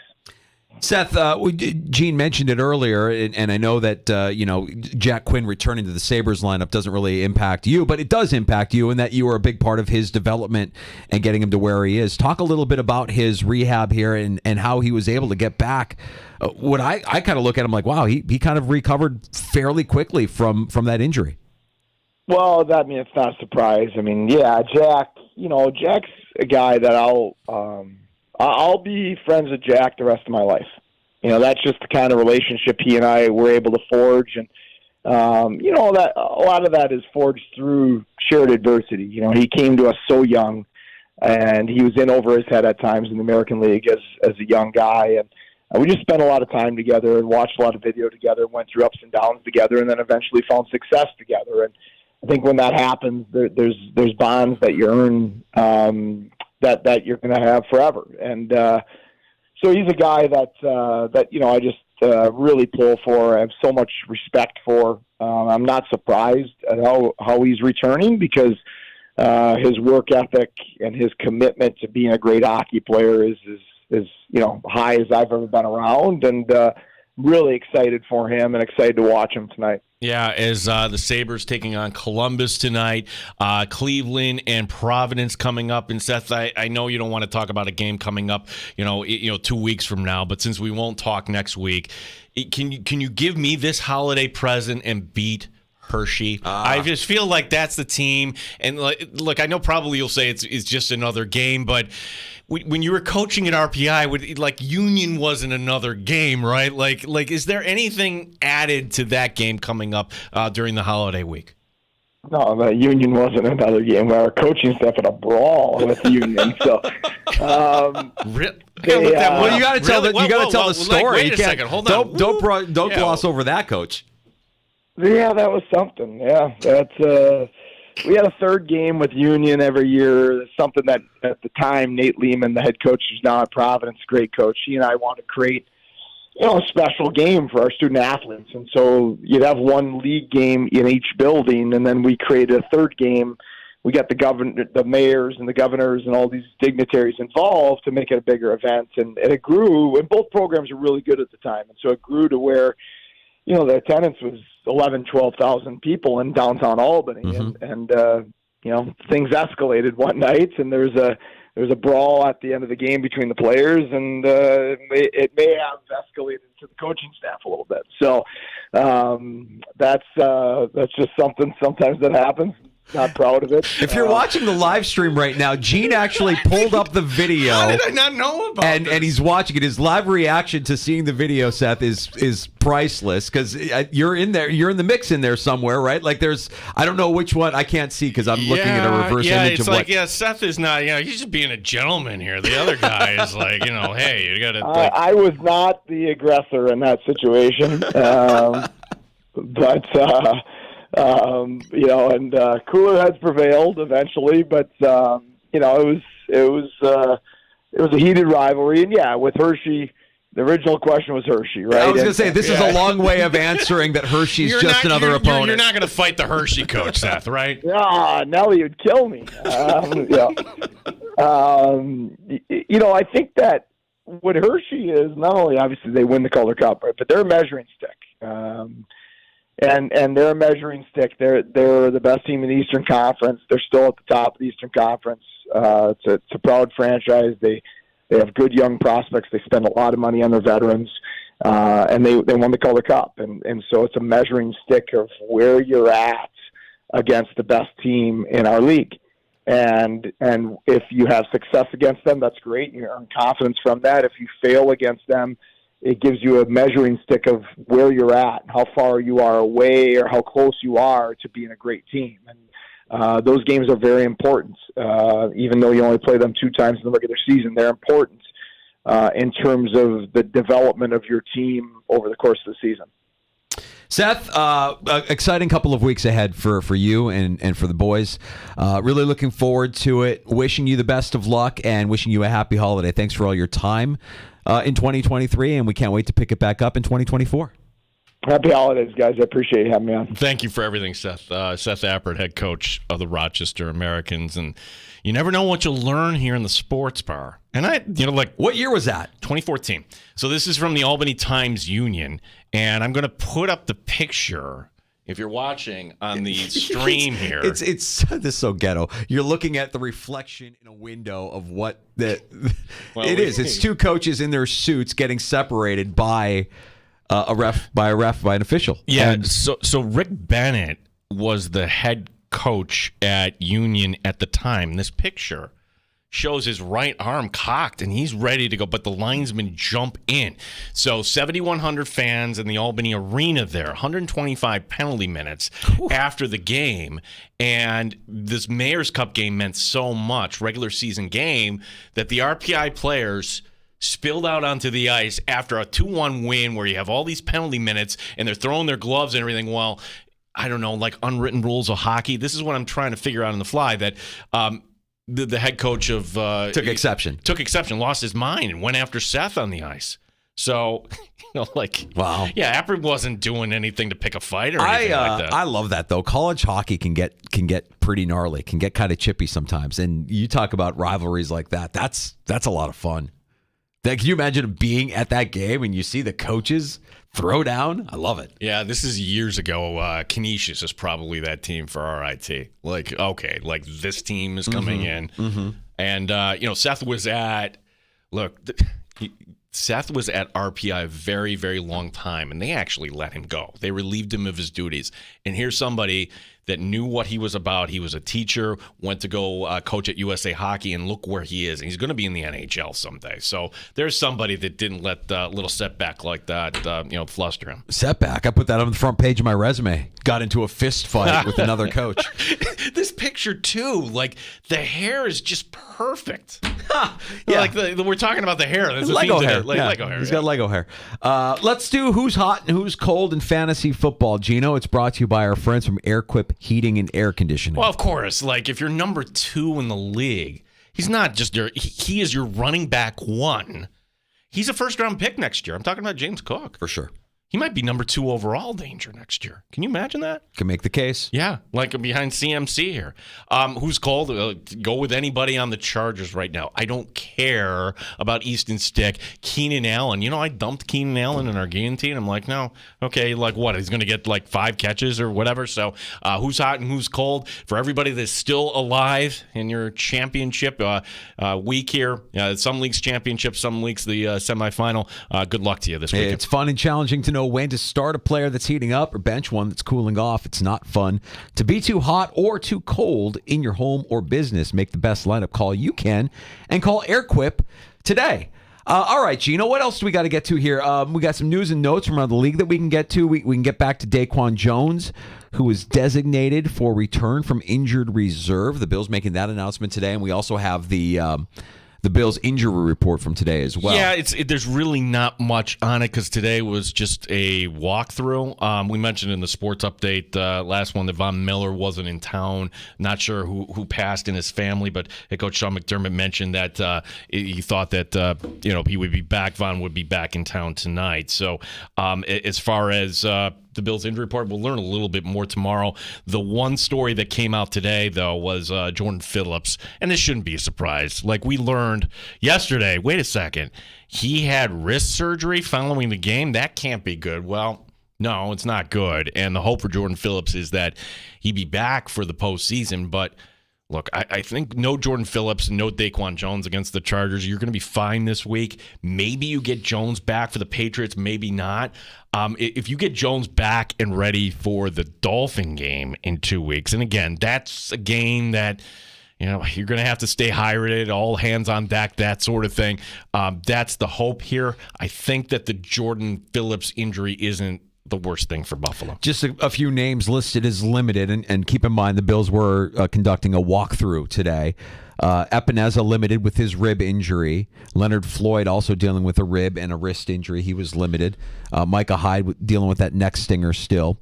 Ty Johnson, we knew he was dinged up in the Cowboys win. He was listed as limited. Daquan Jones, as we've mentioned, activated in his practice window, is now open, limited today. Dalton Kincaid with his shoulder injury, also a limited participant, or listed as a limited participant in the Bills walkthrough practice today. So we'll learn more on the status of the Bills injuries here through the course of the week, and everything kind of bumped up a day because of that Saturday night kickoff in Los Angeles. Yeah, we'll have some McDermott McLies coming up also in the 5 o'clock hour, happy hour today. We'll have time for your calls at 866-4326. Mike Danger, futuristic number 1 on your list. We got to get back to that. I've got it right here. Actually, okay. So I did it twice. I did the test twice. So the first time I did it, I remember futurist was like one of my top 5 themes.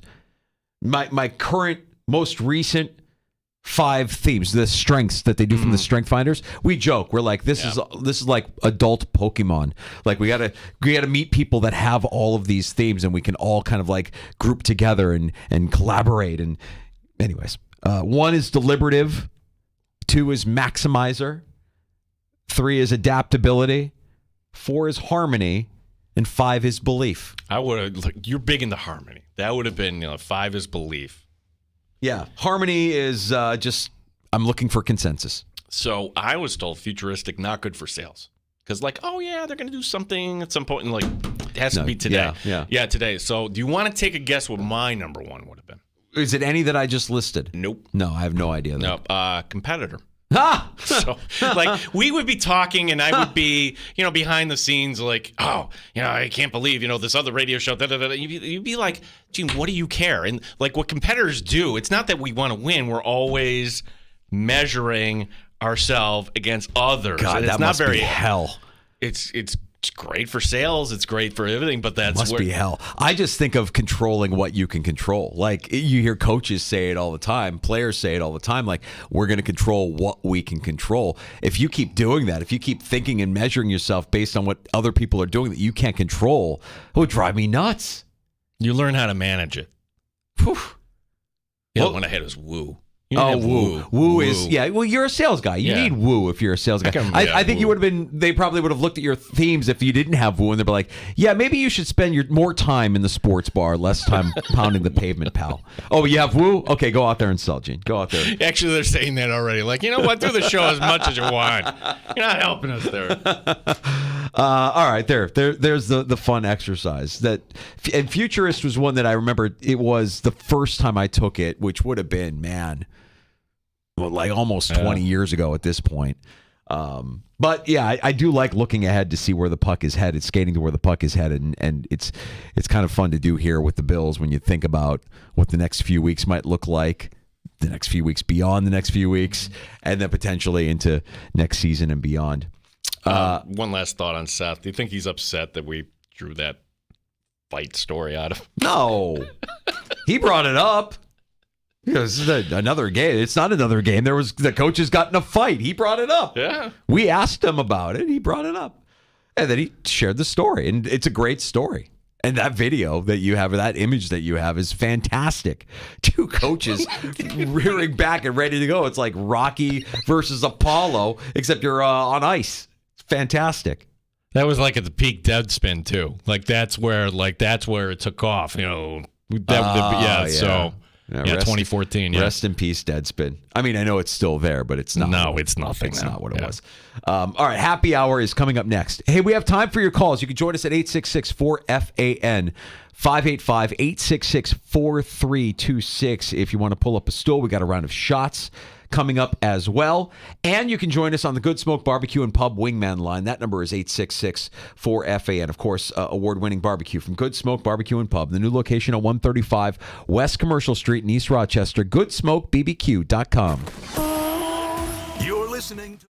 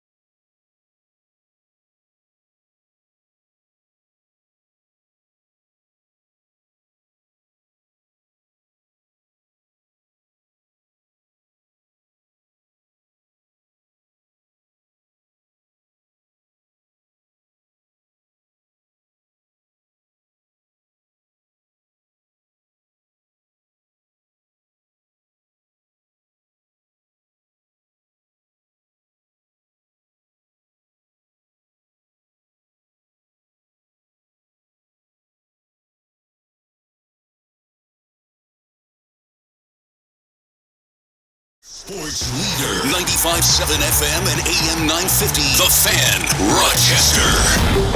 Always live on the free Odyssey app. The Fan, Rochester.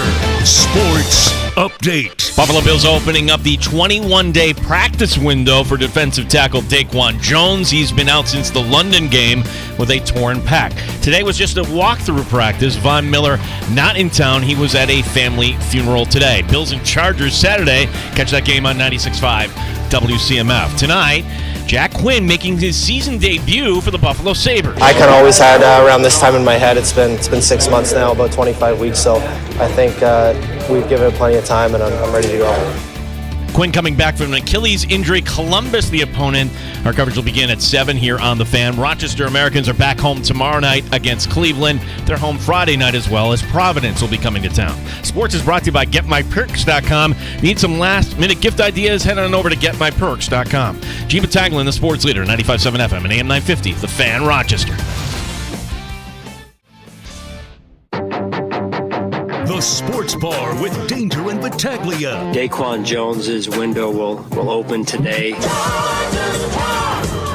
I think it should be a boring Bills win, but I'm always a little leery when a team changes coaches for that next game because there's usually better effort. If they lose the Easton stick, if they lose to them, they don't deserve to go any further. I hate for the Bills that they're huge favorites in that game. You just got to win the game. So it won't take much for the Bills to realize, you play lousy, anybody can beat you. But yeah, sure, everything worries you at this time of the year. I'm certainly not thinking the Bills are going to take this team lightly. They know they have no margin for error. They can't drop one at this point, especially against an AFC teams. Mike Danger. The Bills are going back to the scene of the crime, the birthplace of masterstroke. Oh my gosh. Gene Battaglia. It's going to feel like a Bills home game on Saturday. Can we just all kind of agree? Right? Saturday night's going to be Bills Mafia party. Hey, Seattle. Go Hawks. Quinn scores! 95.7 FM and AM 950 The Fan, Rochester. 2 touchdown favorites. Is that too many points? 2 touchdown favorites against the Chargers. I'm looking 11. You got 11? Yeah, that's what BetQL has. I've seen as high as 14. 14. Yeah, that feels like a lot of points. It's too many. It really is. I might still take it. I might still take it. If you find it gets as high as 14, am I taking the Bills to cover? I think I might still take the Bills to cover. Well, listen, the consensus is -11. What BetQL does is they give you all the lines. Yeah. BetMGM -11, FanDuel -10.5, DraftKings 10.5. So the starting line was at 14. Ryan Talbot put that with the offshore whatever it is that you can't and shouldn't do anyways. Caesars -11. Yeah, the line has kind of swung like, okay, that is too many points. You know what's going to end up happening, Danger? Not that I'm any, wise guy on that stuff. It's going to go the other direction. You want the Bills right now? I would take the Bills right now at 10.5 because I think that's going to climb before it's done. Going to be an interesting weekend. Christmas weekend, short week for Gino and I. After today, tomorrow, Thursday, and then we cut bait for the rest of the year, and we come back January 2nd. So trying to maximize our time here in the sports bar. It's the holiday season. We appreciate you checking us out. Thanks for listening at 95.7 and AM 950. Also on the Odyssey app where we sound our best. Our video stream up at The Fan Rochester on YouTube, at The Fan Rochester on Twitch, and you can get us on your smart device when you ask it to play 95.7 The Fan. But Joe Capogreco will be here on Christmas Eve. I die in this chat. Yeah, that would be of course. We'll have all of this. Where else would you get all the Italian soccer scores from Italy? Like Italian soccer is different than soccer the rest of the world, but the Italian soccer scores from Italy. The Italian carousel. The Italian Where else would the Italian soccer scores be, Daniel? They'd be on the Italian carousel. You know why? Because he's Italian, Gino. He's Italian. We get the Buffalo Bills injury report today, first of the week. It's a walkthrough today. And the big news of the day is Daquan Jones getting that window to return to practice, according to head coach Sean McDermott earlier. Daquan Jones's window will open today. I don't expect him to play at this point, but it's good to have him back, starting to work out there. Kyer and Justin Shorter's window remains open, and then Jordan Phillips will not practice, just coming off that wrist surgery. Everyone else will practice in some capacity. We'll just get a better feel for it probably tomorrow, and he'll practice tomorrow and get through the drill work individual and then take it from there. This is something here, Danger, because I thought Daquan Jones, there's a difference between Pro Bowl and All-Pro. I thought he was playing at an All-Pro level. Honestly, like when he was on that defensive line, he was a menace. And what that Jacksonville-London loss did, where you took out arguably your two best defenders, okay? You could say Rousseau, sure, he's having a good year as well, but Matt Milano and Daquan Jones. Daquan Jones, following that game, sometimes guys disappear. They go back to Florida or wherever they're from and they do their work, and they're entitled to do that. That's not been the case with Jones. He has been there. He has traveled. He has been around this team, and I think the story for him after we talked to him at training camp was, hey, he had this great year last year too, and then he got hurt, and it was a game-time decision. They didn't let him go, and what ended up happening in the playoffs, you lost to Cincinnati, a game where Joe Mixon and a backup offensive line basically ran all over you, and Daquan Jones, that probably didn't sit too well. So for him to say, you know what, I am coming back after a torn pec. Have you ever seen a torn pec, Danger? They're disgusting. It's basically your whole arm turns black and blue. It's a painful injury, painful as heck. So my question to Matt Perino is really not a fair question because he's not in the medical field, but like, how does somebody like this kind of build strength to get back so quickly like this? And Matt kind of saying, hey, like they're going to monitor this. So Sean McDermott essentially saying in that clip, he's not going to play this week. He might not even play next week, but this is good just to get him up to speed here because you and I both know that Miami game in Week 18 is going to mean something. Yeah, it most likely will. And it'll be good to get Daquan Jones. Also, with that news today, McDermott was asked to follow up on the status of Matt Milano. Let's face it, the two are kind of married because they were both injured in the London game. And the outlook for Milano, far more bleak. No real update. And chances are we're not seeing Matt Milano again until St. John Fisher next summer. So a little good news there as the Bills are trying to get a little bit healthier, and it was just a walkthrough. Plenty of guys listed as limited participants. God, you know who I forgot about that has been so quiet the last few weeks? Dane Jackson. Like, I found myself after Sunday, I was wondering to myself, did Dane Jackson go on IR and I missed it? Like, he's just been, with the emergence of Rasul Douglas, you got Douglas, you got Benford, and you haven't really had to lean on Dane Jackson as much, or at least haven't seen him on the field as much, it feels like. Yeah, it seems like Rasul Douglas. Why did Green Bay just dispose of a player like that? I'm just like, did they think they were like, okay, we realize he's really not this good, let's sell high? He has been good for Buffalo here. And if Kyer Elam is salvageable, as he has that practice window open now from his return to IR as well, maybe that's something down the road that we could see as well. Nothing wrong with having some depth, and certainly when you look at the injury to Daquan Jones, it has been that depth that has stepped up in his absence, whether you're talking about the acquisition of Linval Joseph, Jordan Phillips, who's also going to miss some time here with that wrist injury. But Tim Settle also a part of that as well. It'll be good if Daquan Jones is able to contribute Week 18. Maybe sooner. We'll see. Yeah, the only injury, and we knew about this coming out of the game, Jordan Phillips, not in the practice field today. In fact, he's not going to probably play for the rest of the season. The wrist surgery is going to keep him out, even though Sean McDermott didn't say that. Phillips himself today telling the Buffalo News that, okay, my goal is to get back for the playoffs, which Jordan Phillips, somebody who left, came back.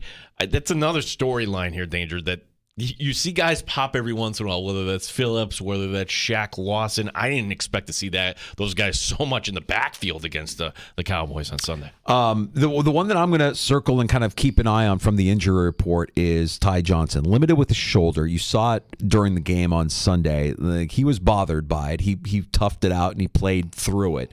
And maybe this week it's just limited and rest and trying to get healthy. But obviously, if Ty Johnson can't go, now what do you do in that backfield? You're certain with Cook, you have Latavius Murray, but is a Johnson injury, is Leonard Fournette only a Johnson injury away from making his debut for the Buffalo Bills? That's become like the number one question Bills fans have. Like, okay, when is playoff Lenny make his debut? And I would ask, well, who are you taking off the field? I mean, like, you could say Latavius Murray, but His job is to block and be that battering ram sort of back. Leonard Fournette, thing is, danger, I think that's holding Fournette back is that his skill set is not like these three guys. Cook, the all-around back, Murray, the big battering ram back, and Ty Johnson does something that Leonard Fournette doesn't do, and that's play special teams. You could say, oh, who cares? No, it's actually kind of a big deal here, especially with Sean McDermott. So Ty Johnson came off, ran up the tunnel there, came back out, and took the next kickoff there, whenever that was. So you saw him back on the field. I would expect him to be ready for this game, but as you said, that's something to kind of monitor. I guess the question, though, getting back to Leonard Fournette, when we talked to Matt Perino from the Syracuse Post-Standard, he kind of said basically like he's the understudy for Latavius Murray, whether that's Murray getting dinged or, all right, maybe Murray slipping a little bit. He's up in age. Would I expect to see Leonard Fournette at some point during the postseason? The answer is yeah. Yeah, that would be kind of interesting if you decided to hit that button, but you don't need to do it for the Charger game. All right, so there you go. There's your Bills injury report. We did hear from head coach Sean McDermott today. Normally we'd hear from him on a Wednesday, but everything pushed up a day because of the Saturday night Peacock game in Los Angeles. Are you going to subscribe to it for a month here and do the dumpsy, or are you? I don't know. I'm on the fence. There's a part of me that wants to. There's another part of me that wants to go out and watch the game somewhere as well. Yeah, I'm going to be out with Duffy at the Bill Gray's in Chili. They're going to do the CMF event that night, so that's going to be a lot of fun. And yeah, so I'm going to watch it. I know myself too, Danger. I'm somebody that, oh, hey, it's free. It's only a month trial. Well, don't you have to put in your credit card information at the beginning? I'm like somebody would probably forget about, oh, no. Yeah, I'm certain you probably do, but the thing is when you live with my wife, there is no forgetting that you put your credit Honey, card. It's only $4.99 a month. I don't care. Doesn't matter. It doesn't matter. What that's in the world that we live in now. Paid has become the new free. Like you look at $4.99 and you're like, oh, that's essentially nothing. No, that's not what we're not about that. We're not gonna make that investment. Sorry, Peacock. Nice try. Well, there's so many streaming services you can't have them all. I think you got to be aware that that's really not $4.99 a month. It's $4.99 times 12. It's like, yeah, it's what, $50? Yeah, $60 a year. Yeah, $60 a year. $60 a year doesn't seem like a lot, and it's not. That's what I'm saying. Paid is the new free. So a lot of people will view that as like, oh, it's really nothing. Like, nah, $60. I can do some damage with $60. The funny thing here is that because the Chargers are a disaster. The nation does not care about the Chargers. Los Angeles does not care about the Chargers. That's right. Like, for Peacock to roll this game out, and also, it's December freaking 23rd. Like, you want to talk about one of the busiest nights, and people are going out, they're going to holiday parties, they're doing last-minute things, This is not going to be a game where the NFL is going to trump these great numbers or whatever. It's going to be PU. What'll happen is, next year, whatever the Peacock game is, oh my gosh, look, we had this 200% increase. Yeah, because you're not putting it on December 23rd with a terrible matchup. It's their first go at it, and I think the Bills are a draw, so I think people will stream it, will check it out. Their numbers they're not going to be terrible. They're going to be fine. And you're right. Next year, the goal will be, how do we make those numbers better? Let's put a good matchup in there. Before Justin Herbert gets injured, this is a fantastic matchup. But with Easton Stick, a fire coach. I'm just saying, like, yeah, Bills fans will get some numbers, but there's not anybody in Los Angeles. It's like, ooh, let's pay the. All right, since I brought up Easton Stick, and I mentioned that today is the day we hear from Coach McDermott on a short week, it is time for a round of McDermott McLies. Earlier today, Sean McDermott had some words on Chargers quarterback Easton Stick. Gino, we went through the exercise earlier. Okay, so everybody playing along, I put the over-under at 11. That was just 30 seconds. 30 seconds of Sean McDermott on quarterback Easton Stick, and you have the over-under set at 11 McLies. Count along. Let's go. Yeah, there's only so much film out there. I really thought in the game and a half that he's played this year, give or take, that Easton's done a real nice job. I mean, I know the result against the Raiders was the result, but I don't think that's indicative of who he is and his talent level as a quarterback. I mean, you see him in the pocket, he moves well, he's athletic. He does some real nice things. He threw some accurate balls, and so I think it's we need to be on our A game and have our focus where it needs to be this week. Disappointing. 9. Still, that's a very strong clip. 9 lies in 30 seconds. It's pretty good. It's a pretty good pace. It's a pace that would make Joey Kipchoge blush. Oh, by the way, he's going to be out there. Oh, our guy, like Monica, our favorite Joey. sports bar marathon runner, Joey, is going to be out there. Isn't that like? Listen, when you're at the stage of life and you're making money and you can kind of go out. So Monica and Joey, I asked them if they could call in tomorrow. They're going to call in. So they're going out for a holiday weekend. They're out in Los Angeles tomorrow, staying in Santa Monica. L.A. during the holidays. Curious. I hope they call in tomorrow. I'd love to know, all right, they're going, but they're not there. I want to know when you're there, what is the vibe during the holiday season in Southern California? Well, the person I thought was going to be there, our other West Coast regular, Timmy, he's just in San Diego. What is that? That's, on a clear day. That's a hike. It's a schlep. It's a schlep, but if you're a Bills fan, you got the day off. He's like, no, holiday traffic. I'm like, oh. You're soft. Oh, I don't want to deal with holiday traffic. Well, then why do you live in Southern California? Soft. No excuses. Maybe you just want to see the Chargers, the team that left them. I've got an LA trip on the books for less than a month from now. I got invited to an industry function, and because I got invited to it, I feel like I can't turn this one down, and I'm going to take it. It falls on my. I hate saying this. It falls on my birthday. I'm taking off on my birthday. Normally wouldn't do it, but it just happens to fall on my birthday. I'm sorry. I'm going to make fun of you for that after you make fun of others. Gene's going to make fun of me. Well, I'm not taking the time off. Technically, it's a work function. It's not a vacation. I'm not taking the day. So our company, no, it's not. It's a record label that's paying for you to go across the country. Right? Yes. Wow. Yes. Yeah. So I'm going to take advantage of that. And see, kids, you can be like Mike Danger, too. Are you allowed to say who you're seeing? No, I don't want to get you in trouble. I don't know if I can or if I can't. That's the thing. Well, last time was Doja Cat. Oh, it was fantastic. Did she release that song yet that you said was... It's Filth. Yeah, it's the last song that she performs on her tour. And if you don't know what the name of the song is, you can just Google that. And you can't say it here. Can't say it on the radio. No. I mean, I could. Technically, it is 2 words that are safe for the radio, but I prefer not to say them on the radio just because I know it would turn off and upset some people. Yeah, we know my son is in the car. Yeah, right, right. Yes. We're not quite a family show, but, all right, who are we kidding? We're not a family show. No, well, I mean, if you listen to just Gino and I, but then when you get into the commercial breaks, then we're definitely not a family show anymore. Then we just throw all the rules out the window. Speaking of which, where are you going to be Thursday? Don't joke. Don't joke, Gino. I know. The guys in my neighborhood think that that's where we're going to be on Thursday, that we get off the air and we go right over there. It's the big holiday party, and we hear about it for a good, month and a half. During this time of year. Yeah, the song gets stuck in your head. Uh-huh. To the point where you hear Jingle Bells and something else is being sung in your head. Don't lie. Jingle Bells came on the radio while I was listening in my office today. Gene comes in and he's ruined. He can't even, he doesn't hear Jingle Bells anymore. I don't. It's the he's same ruined. beat. He hears whip sound effects and boing. Ruined. We have Take of the Year coming up on Thursday.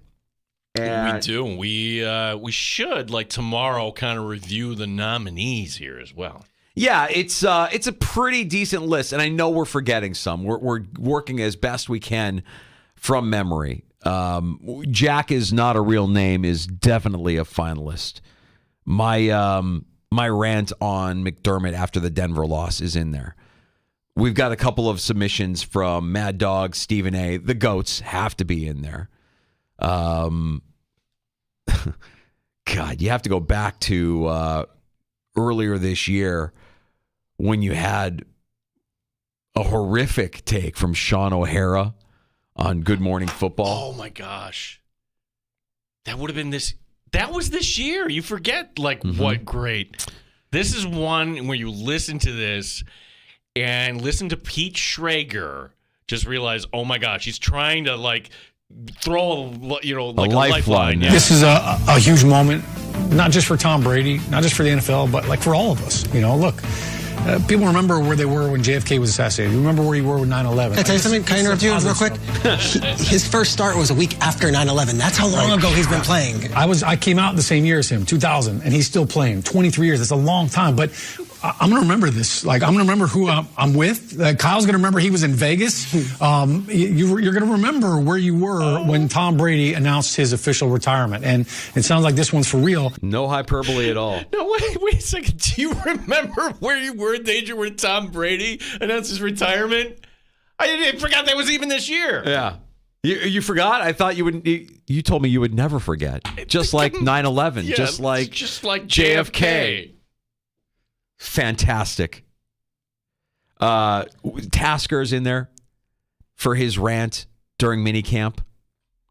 Oh. Ooh, this is a real contender. It is real. And I'm not going to play it now. We'll kind of like sprinkle these in throughout the course of the week leading up to the big show on Thursday as we wrap up with Take of the Year. We can't forget about NBA champion Nikola Jokic. You said after the Lakers win, you said you were surprised that you didn't feel more. So I'm curious what you are feeling right now and if you're looking forward to a parade coming up in Denver. When is parade? When is parade? Thursday. No. I need to go home. Okay. When is parade? No. Take of the Year nominee. How many people are like right now, I need to go home? He's just done. I need to go home. He's over it all. He is over all of it. I won your title. What do you want more from me? Right. I can tell you that former NFL wide receiver Steve Smith is a Take of the Year nominee. Oh, this was the Jerry Jeudy one. For absolutely eviscerating Jerry Jeudy. I can tell you that another NBA star is in for Take of the Year. Not because it's a great take. Just do we have this as a nominee? Yes. Giannis is a nominee? No. Okay. Another one. Physically, I'm fine. Now it's just a matter of when I feel like Zion. I know the atmosphere I'd be in based off like the playoff experience. So now it's just a matter of when I feel like Zion. I don't know how else to say it. It just sucks. I love this game. Yeah, I love this game. But not as much as I love referring to myself in the third person. So really what this is going to come down to is when Zion starts to feel like Zion, and I can be the best Zion that Zion supporters want Zion to be. And when Zion is out there on the court, you're going to know it because Zion can ball. And I love this game. And Zion is going to be ready to play when Zion can play. Mm-hmm. And that's the Zion Williamson third person bit. And we got some nominees. We'll get to them all for our Take of the Year. We can't forget about Maggie Gray, of course, from Maggie and Perloff. Maggie Gray, and then you and I both have one nomination each. Yeah. Hard to top last year's winner of Take of the Year.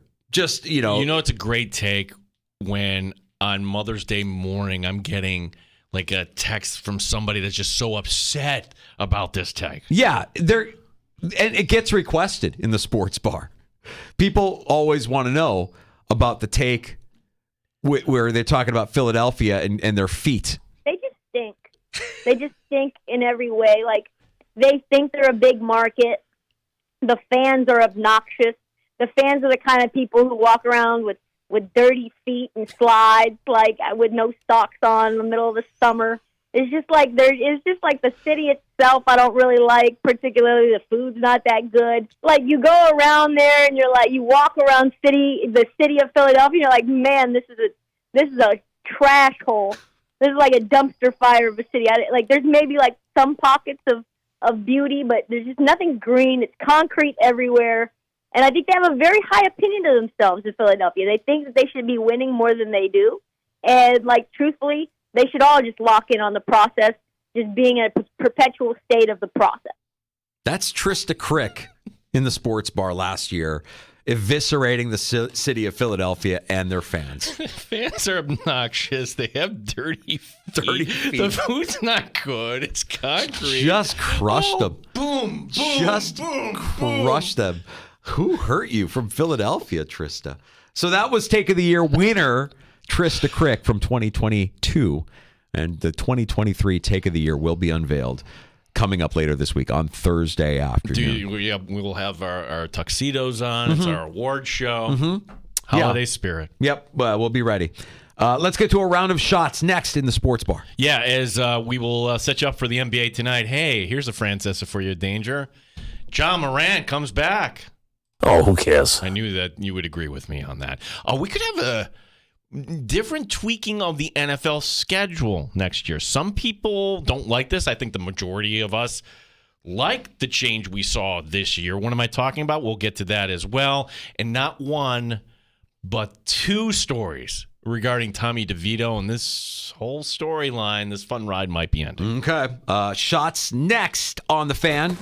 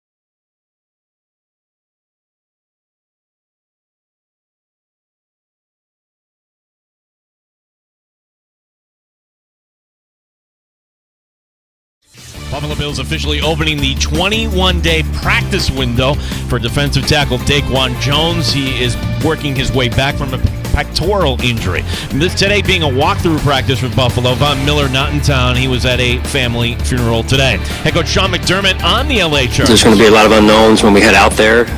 So we've got to make sure, again, that we are playing good team football. We're all disciplined the way we need to be disciplined and focused where we need to be focused. And I think that's a big part of the challenge this week.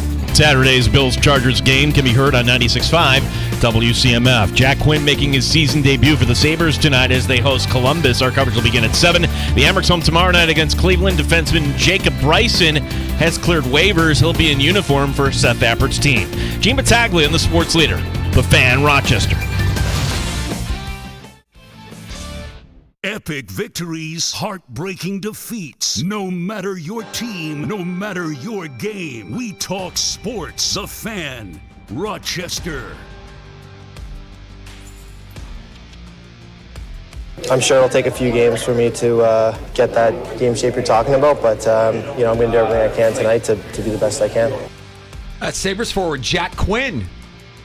It's time for a round of shots in the sports bar. Yeah, can we assume a 22-year-old athlete is in better condition than a 40-year-old athlete? I think that's safe to assume. Yeah, so how is it that one needed 7 months to recover, and you're telling me Aaron Rodgers was ready to come back after 4? No.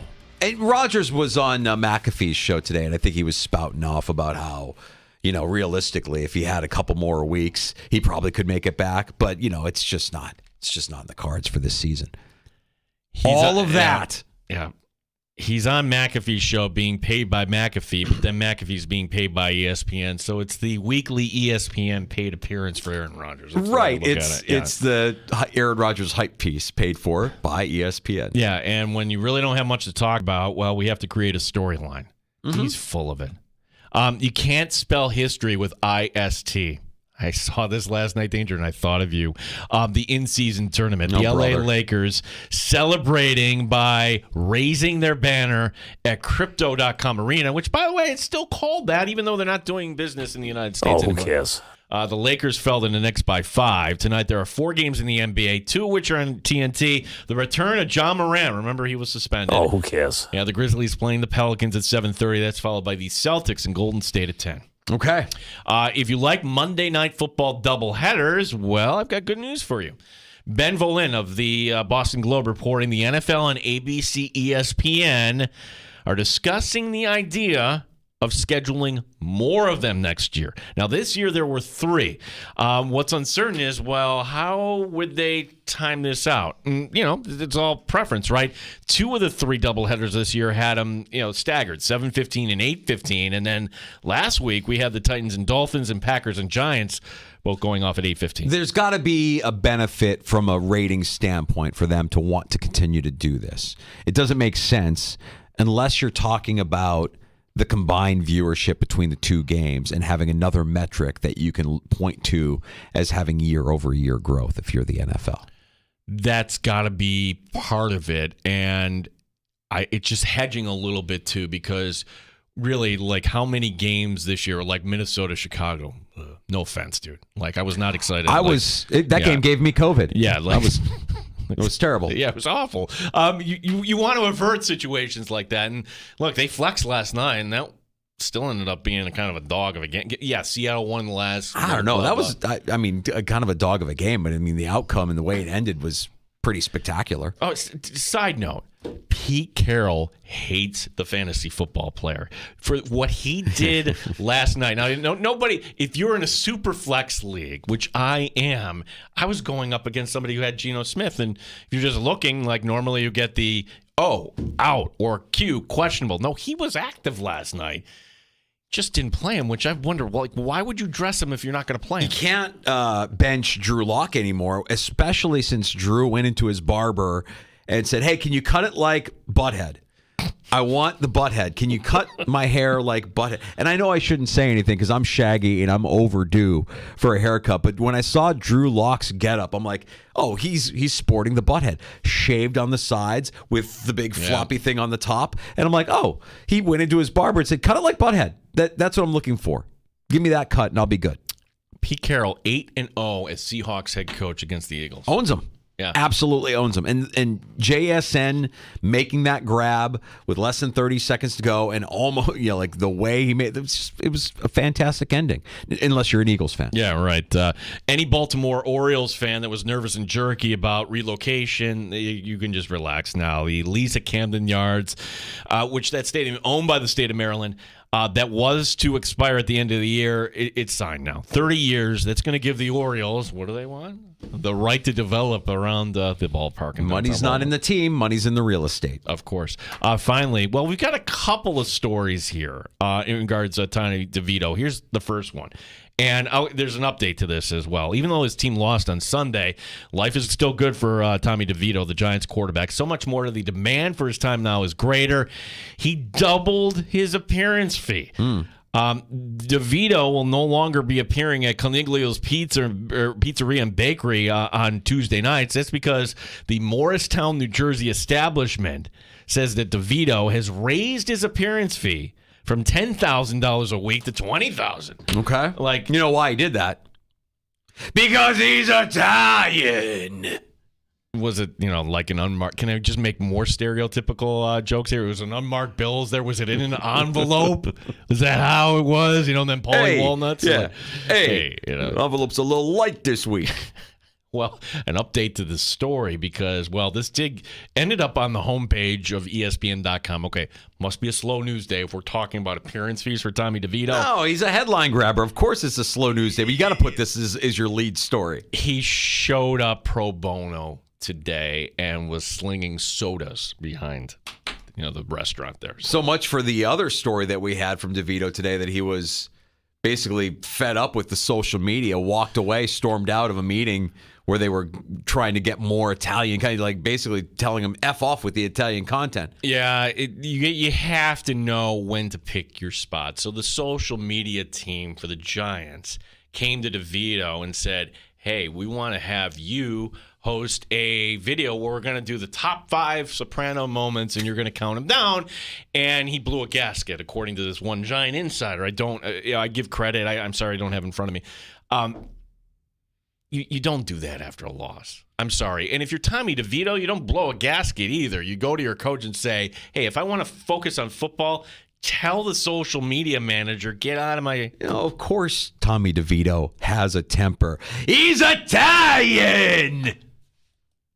I don't know if you knew this or not. Tommy DeVito, Italian. Stop me if you've heard that Tommy DeVito still lives at home with mom. He went to Syracuse.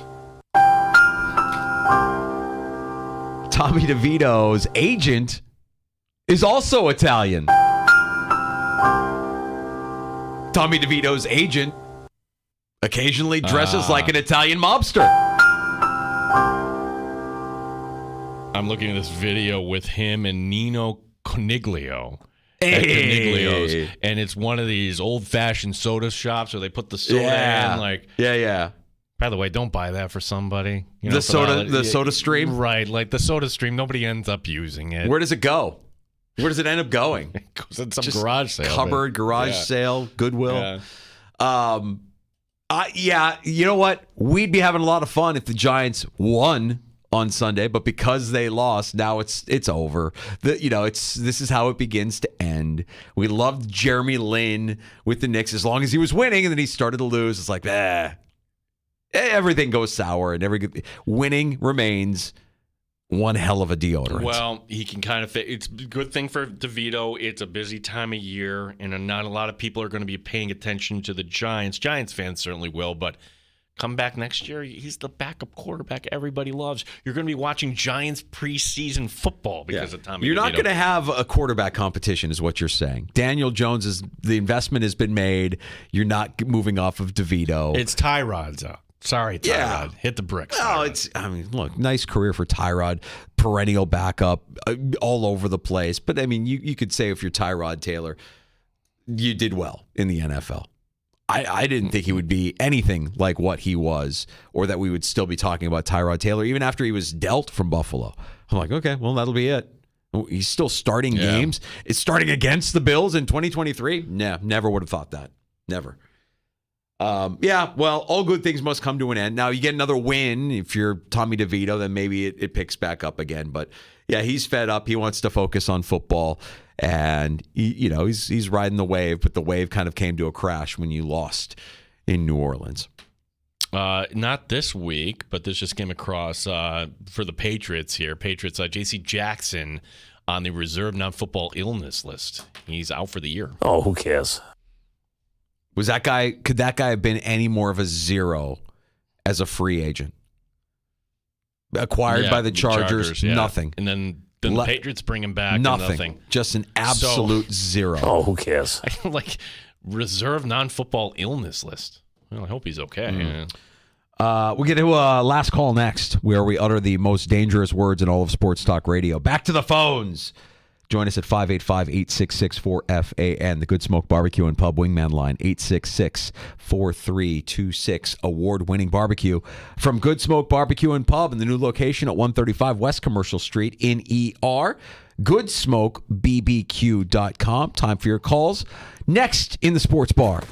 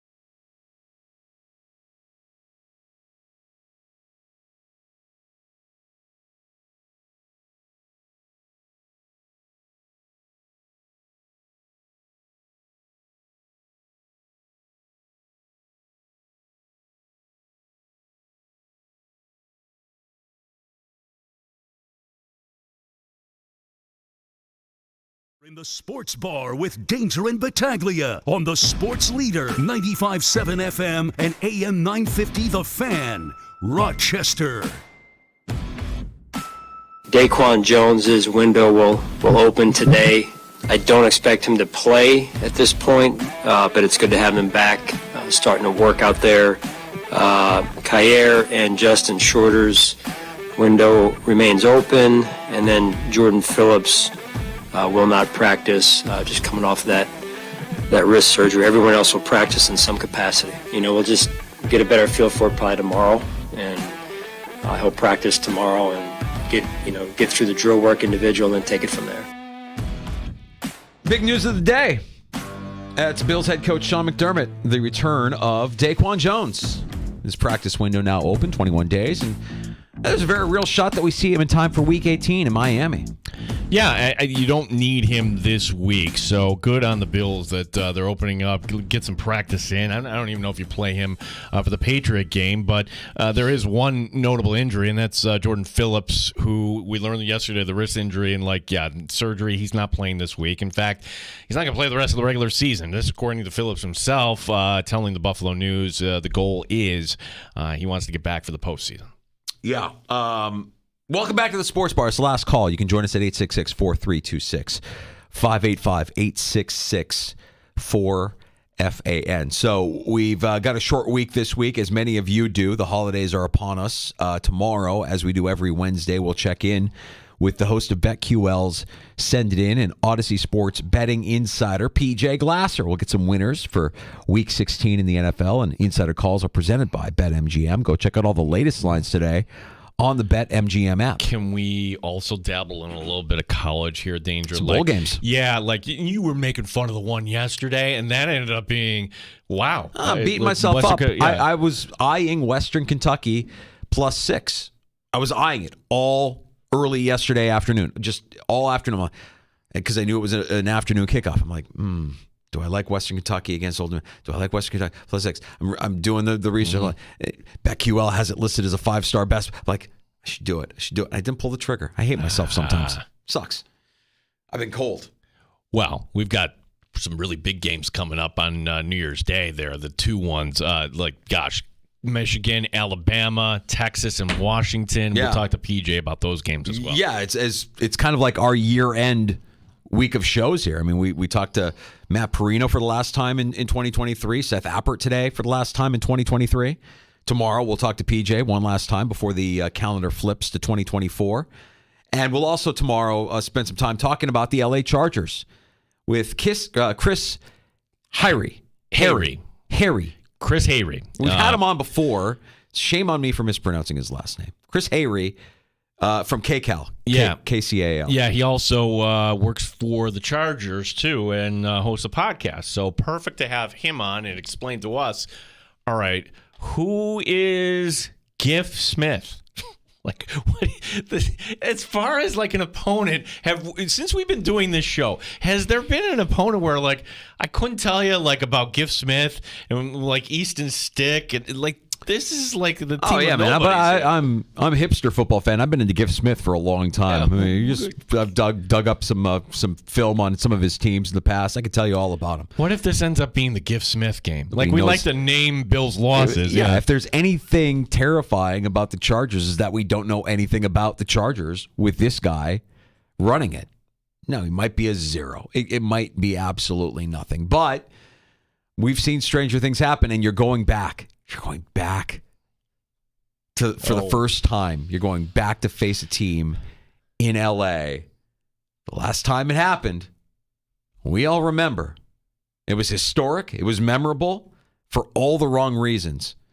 And one person, thought it was actually going to go our way. This is a masterstroke by McDermott. Anything more than what Tyrod did last week, I would consider thriving for a Buffalo Bills quarterback. Then that should be Peterman's stats after the first quarter. Peterman is going to make mistakes. He might not make it out of the first half. I have been waiting since week 1, and I think that Peterman, from everything we've seen in preseason and in the little bit in New Orleans, I think he's the man. Dom, I'm warning you. You watch, Gene. You are crazy. Why can't it be us? Dude, you're going to be so disappointed I'm on not. Monday. There is no way I'm going to be disappointed Monday. A legend was born, and he was disappointed on Monday. How is it that Peterman's still in this league 6 years later? The Chargers give the Bills problems, right? Then you fast forward a few years, and the Chargers come to Buffalo. That was the Vontae Davis game, wasn't it? It was. That was Josh Allen. No. Was that the last time? Was it the Vontae Davis game against the Chargers? That was the first game. And that was also the game where Sean McDermott stripped Leslie Frazier did the play calling in the second half. That's correct. So they played in 2018. So it was one of those weird things. They went back to back. 2020 they also came. And the Bills won. Yes. It was a November game and COVID, and barely remember it, but Buffalo won comfortably. That's right. Well, hoping for a comfortable win on Saturday night. That's the Peacock game. I still have people asking me, is this game exclusively on Peacock? It's like, yeah. Mm-hmm. And when they released the schedule, they mentioned that this was going to be exclusively on Peacock, and we've had all these months to figure out whether or not we should invest. Well, if you've waited, you could still do it. You could still invest. I think they've got a 1 month free trial, or you could go out and enjoy the game. And you mentioned that you're going to be out enjoying the game with Duffy at Bill Gray's Tap Room in Chilai. Yeah. I should mention that Week 17, New Year's Eve, I will be at Bill Gray's Seabreeze location for the game. That's a fun location. Yeah. You're going to have a good time. I can't wait. I love it down there, right on the lake. So Seabreeze, New Year's Eve, you can come watch the Bills Patriots game with me that Sunday afternoon. Looking forward to that. All right, so tomorrow the table is set. You got PJ Glasser joining us at 3:25. Chris Hayrie of KCAL in L.A. stopping by the sports bar to talk Chargers at 4:25. If you missed Amerks head coach Seth Appert or Matt Perino covering the Buffalo Bills for the Syracuse Post-Standard, you can get both of those conversations available on demand right now wherever you get your shows. The Sports Bar, find us everywhere. Search out the Sports Bar and the Odyssey app, iTunes, Apple Podcasts, Spotify, Stitcher, wherever you get your shows. Don't forget about Rewind. You can go back and listen to any part of the show that you may have missed for the next 72 hours. And we appreciate you checking out the video stream as well. At The Fan Rochester on YouTube, at The Fan Rochester on Twitch. Don't forget to like and subscribe, and you'll always know when we're going live or when we're uploading new content to the video channel on YouTube and on Twitch at The Fan Rochester. Sabres hockey tonight, 7 o'clock. The return of Jack Quinn. Is this a Francesa? I hope not. I'm not going to. No, come on. I'm not going to call it a Francesa. Jack Quinn gets a point tonight. Ooh. There we go. Jack Quinn gets a point in his return tonight. Sabres hockey tonight at 7 o'clock. CBS Sports Radio. On the way next, we spin the wheel of hosts, and we'll find out who's coming up here in just a few. Thanks for listening to the Sports Bar here on 95.7 FM and AM 950, The Fan Rochester.